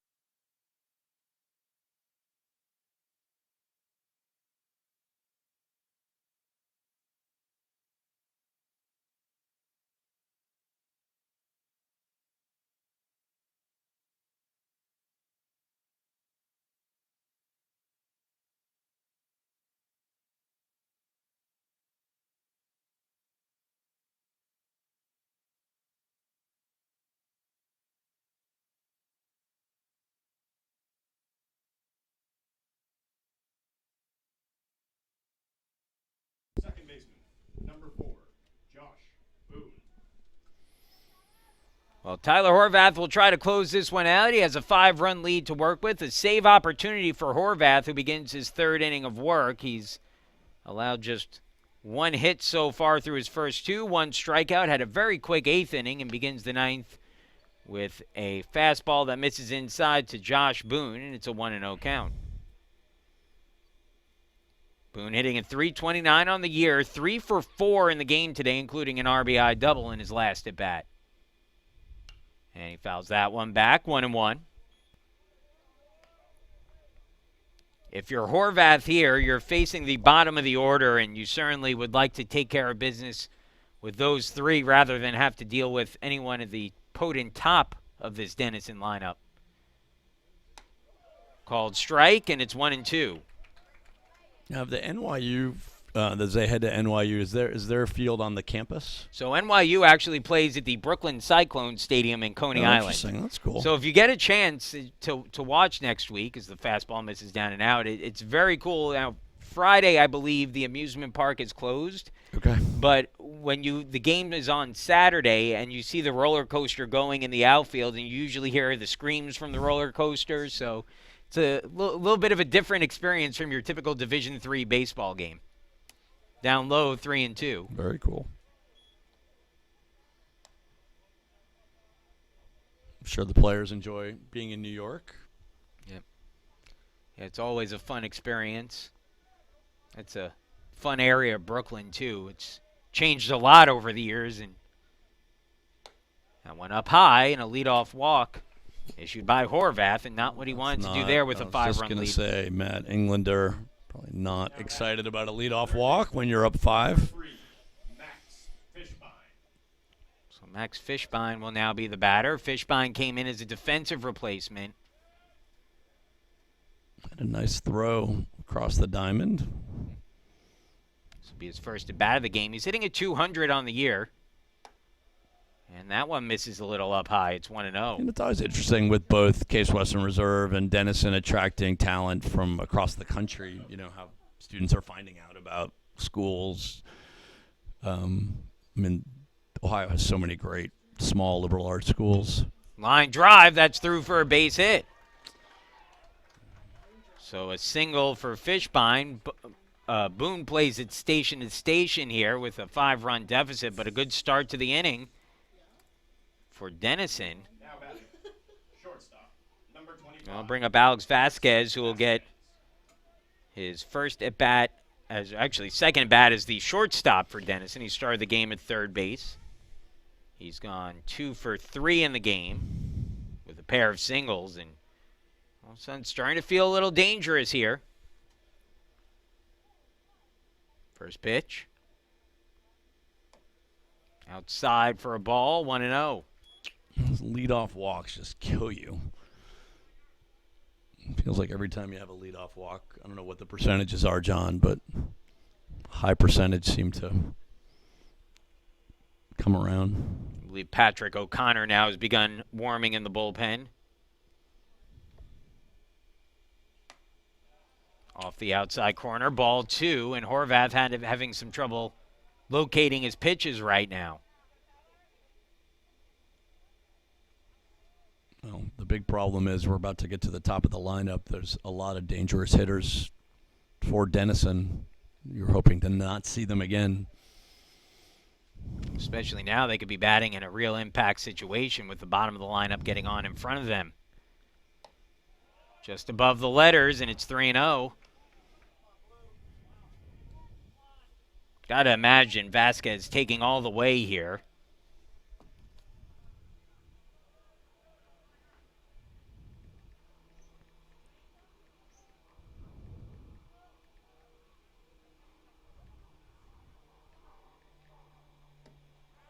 And call ball 4. Well, so Horvath loads the bases, the potential game-tying run now on the on-deck circle. And striding to the plate will be Matt McClements, who singled in his last at-bat. He's 2 for 4 in the game. Coach Englander coming out here to have a talk with Horvath, and he's going to the bullpen. So Coach Englander going to the bullpen. It'll be Patrick O'Connor coming in to try to close this one out with the bases loaded, nobody out in the ninth when we come back.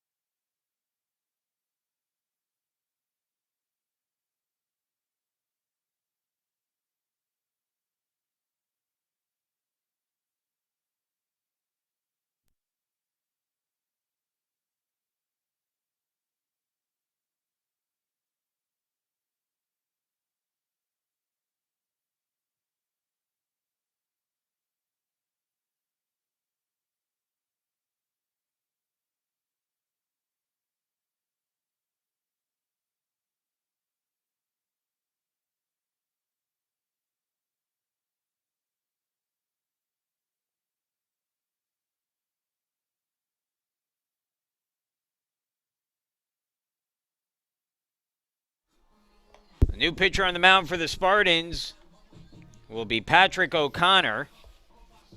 So O'Connor, 6'5", 200-pound right-hander, a junior from Austin, Texas, BME major, appeared in 9 games on the season, all in relief, has a 2-1 record with 3 saves and a 1.59 ERA, and he's in a tough spot here, John. Bases are loaded, nobody out, with a 5-run cushion, but the top of the lineup coming to bat for Denison. Yeah, if you're O'Connor here, I think you worry less about limiting run scoring with a 5-run lead, and you worry about just getting out. So whatever it takes right now, it's a ground ball. You trading out for a ground ball, for a run here.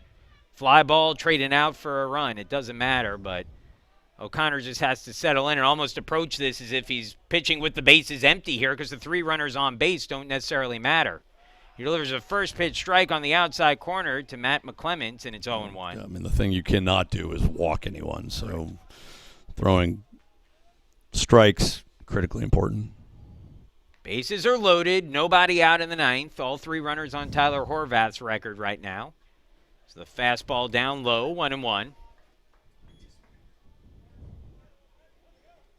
Well, the Spartans have led since the bottom of the second inning. A 5-run frame put them up 7-2 at the time. But Denison threatening here. So that one misses down and out, 2-1. You do not want to get behind your batters here. This is a big pitch.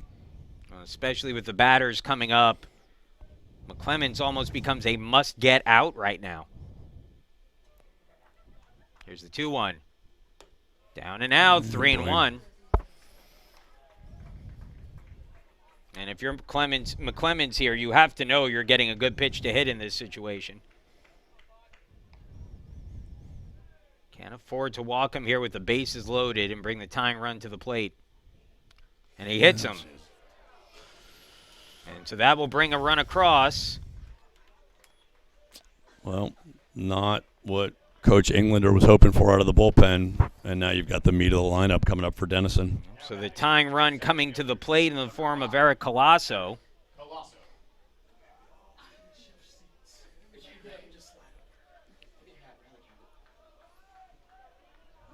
Colasso is 1 for 5 in this game, a double in his first at bat of the day. Since then has gone 0 for 4. Again, the sky not falling yet, but you're a little less comfortable than you were a couple of minutes ago as a called strike to Colasso, and it's 0-1. Basically could not have a walk or a hit batsman, and that's what you had in the last batter. They've got to put it in play. Popped up fouling out of play, 0-2. Well, that's key. Getting ahead of the batter. O'Connell's just got to, O'Connor's got to just throw strikes, which he's done in this at-bat. 0-2. Nobody out. Bases loaded for Denison. Down 4 in the 9th. The pitch. In the air, right field, hugging the line, but will go foul. And the count stays at 0-2. Yeah, there's a hush here at the Nobby Ballpark as Case has had this pretty much in hand most of the game. A lot of nervous fans out there right now. As that ball hit in the air, deep towards the gap in center field, but Trout has a beat on it. He settles underneath, makes the catch. Wisely gets the ball in and throws it towards third to freeze the runner at second. It'll go as a sacrifice fly for Colasso. But the Spartans, again, will trade that for the out happily here. It makes it a 9-6 game. So again, the tying run coming up at the plate here in the form of Charlie Glennon. Glennon hitting at .352 on the year. He has 3 home runs, 26 runs batted in entering play today. He added an RBI on a sacrifice fly in the first. Well, that was a huge out, John. Nothing else. It gives O'Connor a little bit of a chance to breathe here. So 9-6 the score. It's back to a 3-run game. As the fastball just off the outside corner, and it's 1-0. None of those borderline calls are getting called strikes right now. That one, it was a nice job by Anderson to try to frame it on the outside corner, but couldn't get the call. Here's the 1-0. Ground ball back up towards the middle. Harris has to charge and can't field it cleanly. And an error allows the runner to reach, and the tying run's now on the base paths. Tough break. You know, when it got over O'Connor's head, Harris was going to have to hustle. It was a play that he could have made. I think he was thinking maybe I'll go to second, maybe I'll go to first, and by the time it got to him and he muffed it, there was no play. So now potentially a double here could tie the game. The batter is Noah Lieb. Lieb hitting at .386 on the season, 1 for 4 in the game. And takes a strike on the inside corner, 0-1. A world of trouble here now for the Spartans. We're trying to hold on to a 3-run lead in the 9th. You know, Spartan defense had been so good until that error by Harris. Fouled off, 0-2. We've all seen these moments. You just feel like a collective tension. Every play is big. 0-2 count at the plate.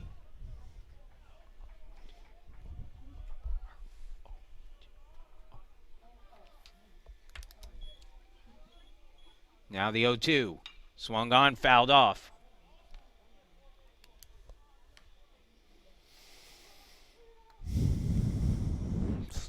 Lieb, one of the best hitters on the team, came in hitting .392 into the ballgame. Drove in a run so far today, struck out once. Connor sets, now delivers. And another one fouled away. Good little battle at the plate. You know, it's interesting when the hitter like Lieb is fouling them off. They're getting their timing. And these long at-bats. Actually, there was an at-bat the other day. The Guardians against the A's, the rookie pitcher was facing Jesus Aguilar. He had like 11 foul pitches, and then he hit a 3-run homer. Connor hoping for a different fate. Here's the 0-2, fouled off again. No, he's not fooling him. It'll be interesting to see if he continues to come with the fastballs or throw something off speed. I think you sort of reach a point where you say to yourself, okay, like I've thrown enough in the strike zone here. It's 0-2. We could try to waste a pitch here maybe. See if you could get Lieb a little swing happy after taking a few cuts in a row. The 0-2, and he tries to do that, misses low, and it's 1-2. You know, it's tough sometimes with the runner on third. You might see, in other cases, a pitcher try to bounce one in, but with a runner on third, you can't afford to do that. It's now 1-2 the count. And it just misses. Good eye by Lieb. Tough to lay off that. He's been impressive, Lieb. 18 walks on the season. That leads Denison, and you can see why. He's got a really good eye. Waste pitches. Tough hitter here. And a tough situation for O'Connor. The 2-2. Swings and fouls another one off. Great battle. Ninth pitch of the at-bat coming up.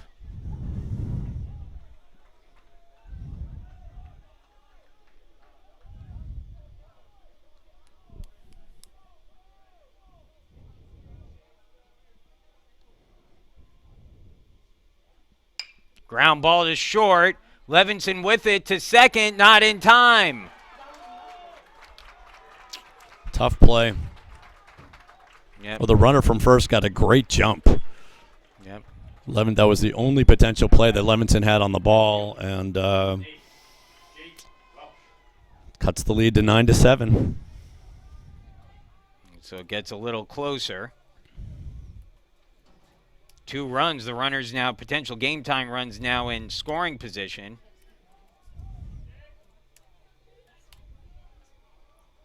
And Jake Welch will be the batter. First pitch, fastball misses outside, 1-0.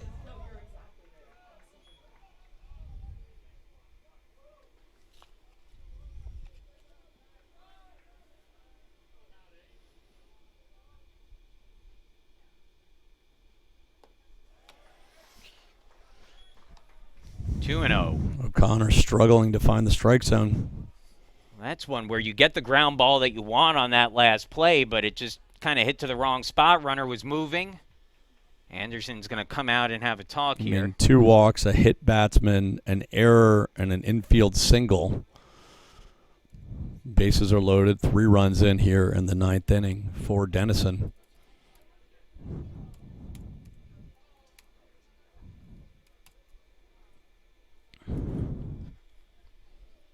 Meeting on the mound broken up.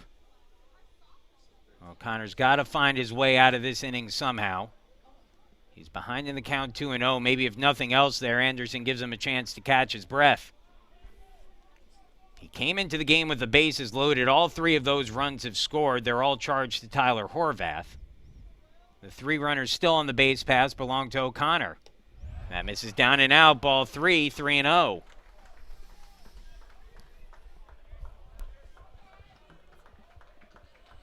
Well, he's got to bring a strike. Jonathan Simon has gotten up in the bullpen. There's a 3-0. On the inside corner, called strike 3-1, and just Huge caught the corner pitch. with that. Huge pitch.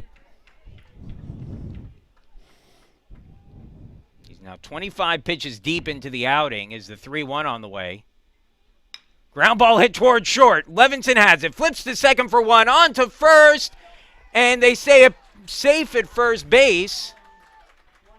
And so they get the 1 out at second. It'll go as an RBI fielder's choice for Welch. Well, they almost turned 2, John. Very close to turning 2. Good play by Levinson. Good turn by Harris. Just beat it out. And so now it'll come up to the starting pitcher, R.V. Fear, who stayed in the game as a designated hitter. They'll go with a pinch runner at first base, as Welch will come out of the game. Number 10 will come in. That's Bobby Hardy, I believe. I can't see. I couldn't see well if Harris's throw pulled the first baseman off the bag, or if he beat it out. It was a bang play at first. Awfully close.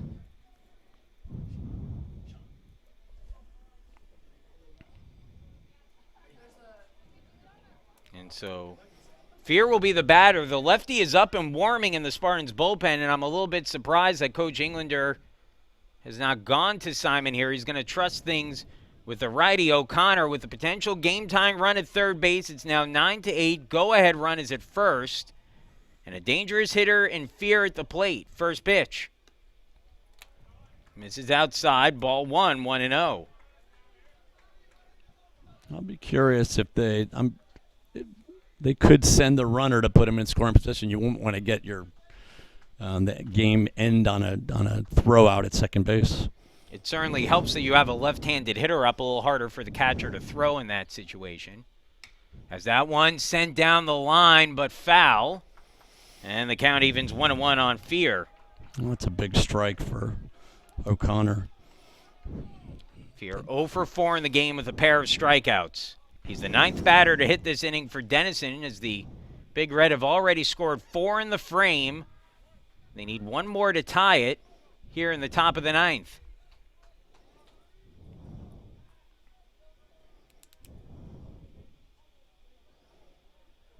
Here's the 1-1. Just misses off the outer portion of the plate, and it's 2-1. An argument from Coach Englander from the dugout. Fans didn't like that.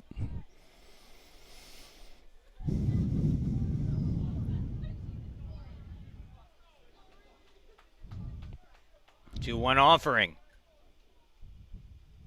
Swing and a miss at a changeup, and now Denison down to its final strike. You know, it's interesting. O'Connor has really thrown mostly fastballs. Good mix of pitches there, keeping Freer off balance. So a 2-2 count. 2 outs, 9th inning. O'Connor ready on the mound. Here's his 2-2 offering. Swung on, felt it back into the catcher's glove, strike 3, and that will do it. So O'Connor able to get the swing and a miss for the final out of the inning. A dangerous 9th, but the Spartans able to come away with the win. Final score is 9-8, and boy, well, everyone's John, holding your breath at the end of that one. I'm not sure if the correct color commentary is just yelling yes. But wow, what a nail biter here as Fear goes down swinging. Anderson, great job corralling that foul tip, but what a ball game. We were saying the whole time that they needed some insurance runs, and they needed every single one of them as they hold on to the win 9-8. Huge victory for the Spartans today. Yep, congratulations to Austin McGowan, who gets the first win of his collegiate career. He improves to 1-0. Patrick O'Connor gets his 4th save of the season.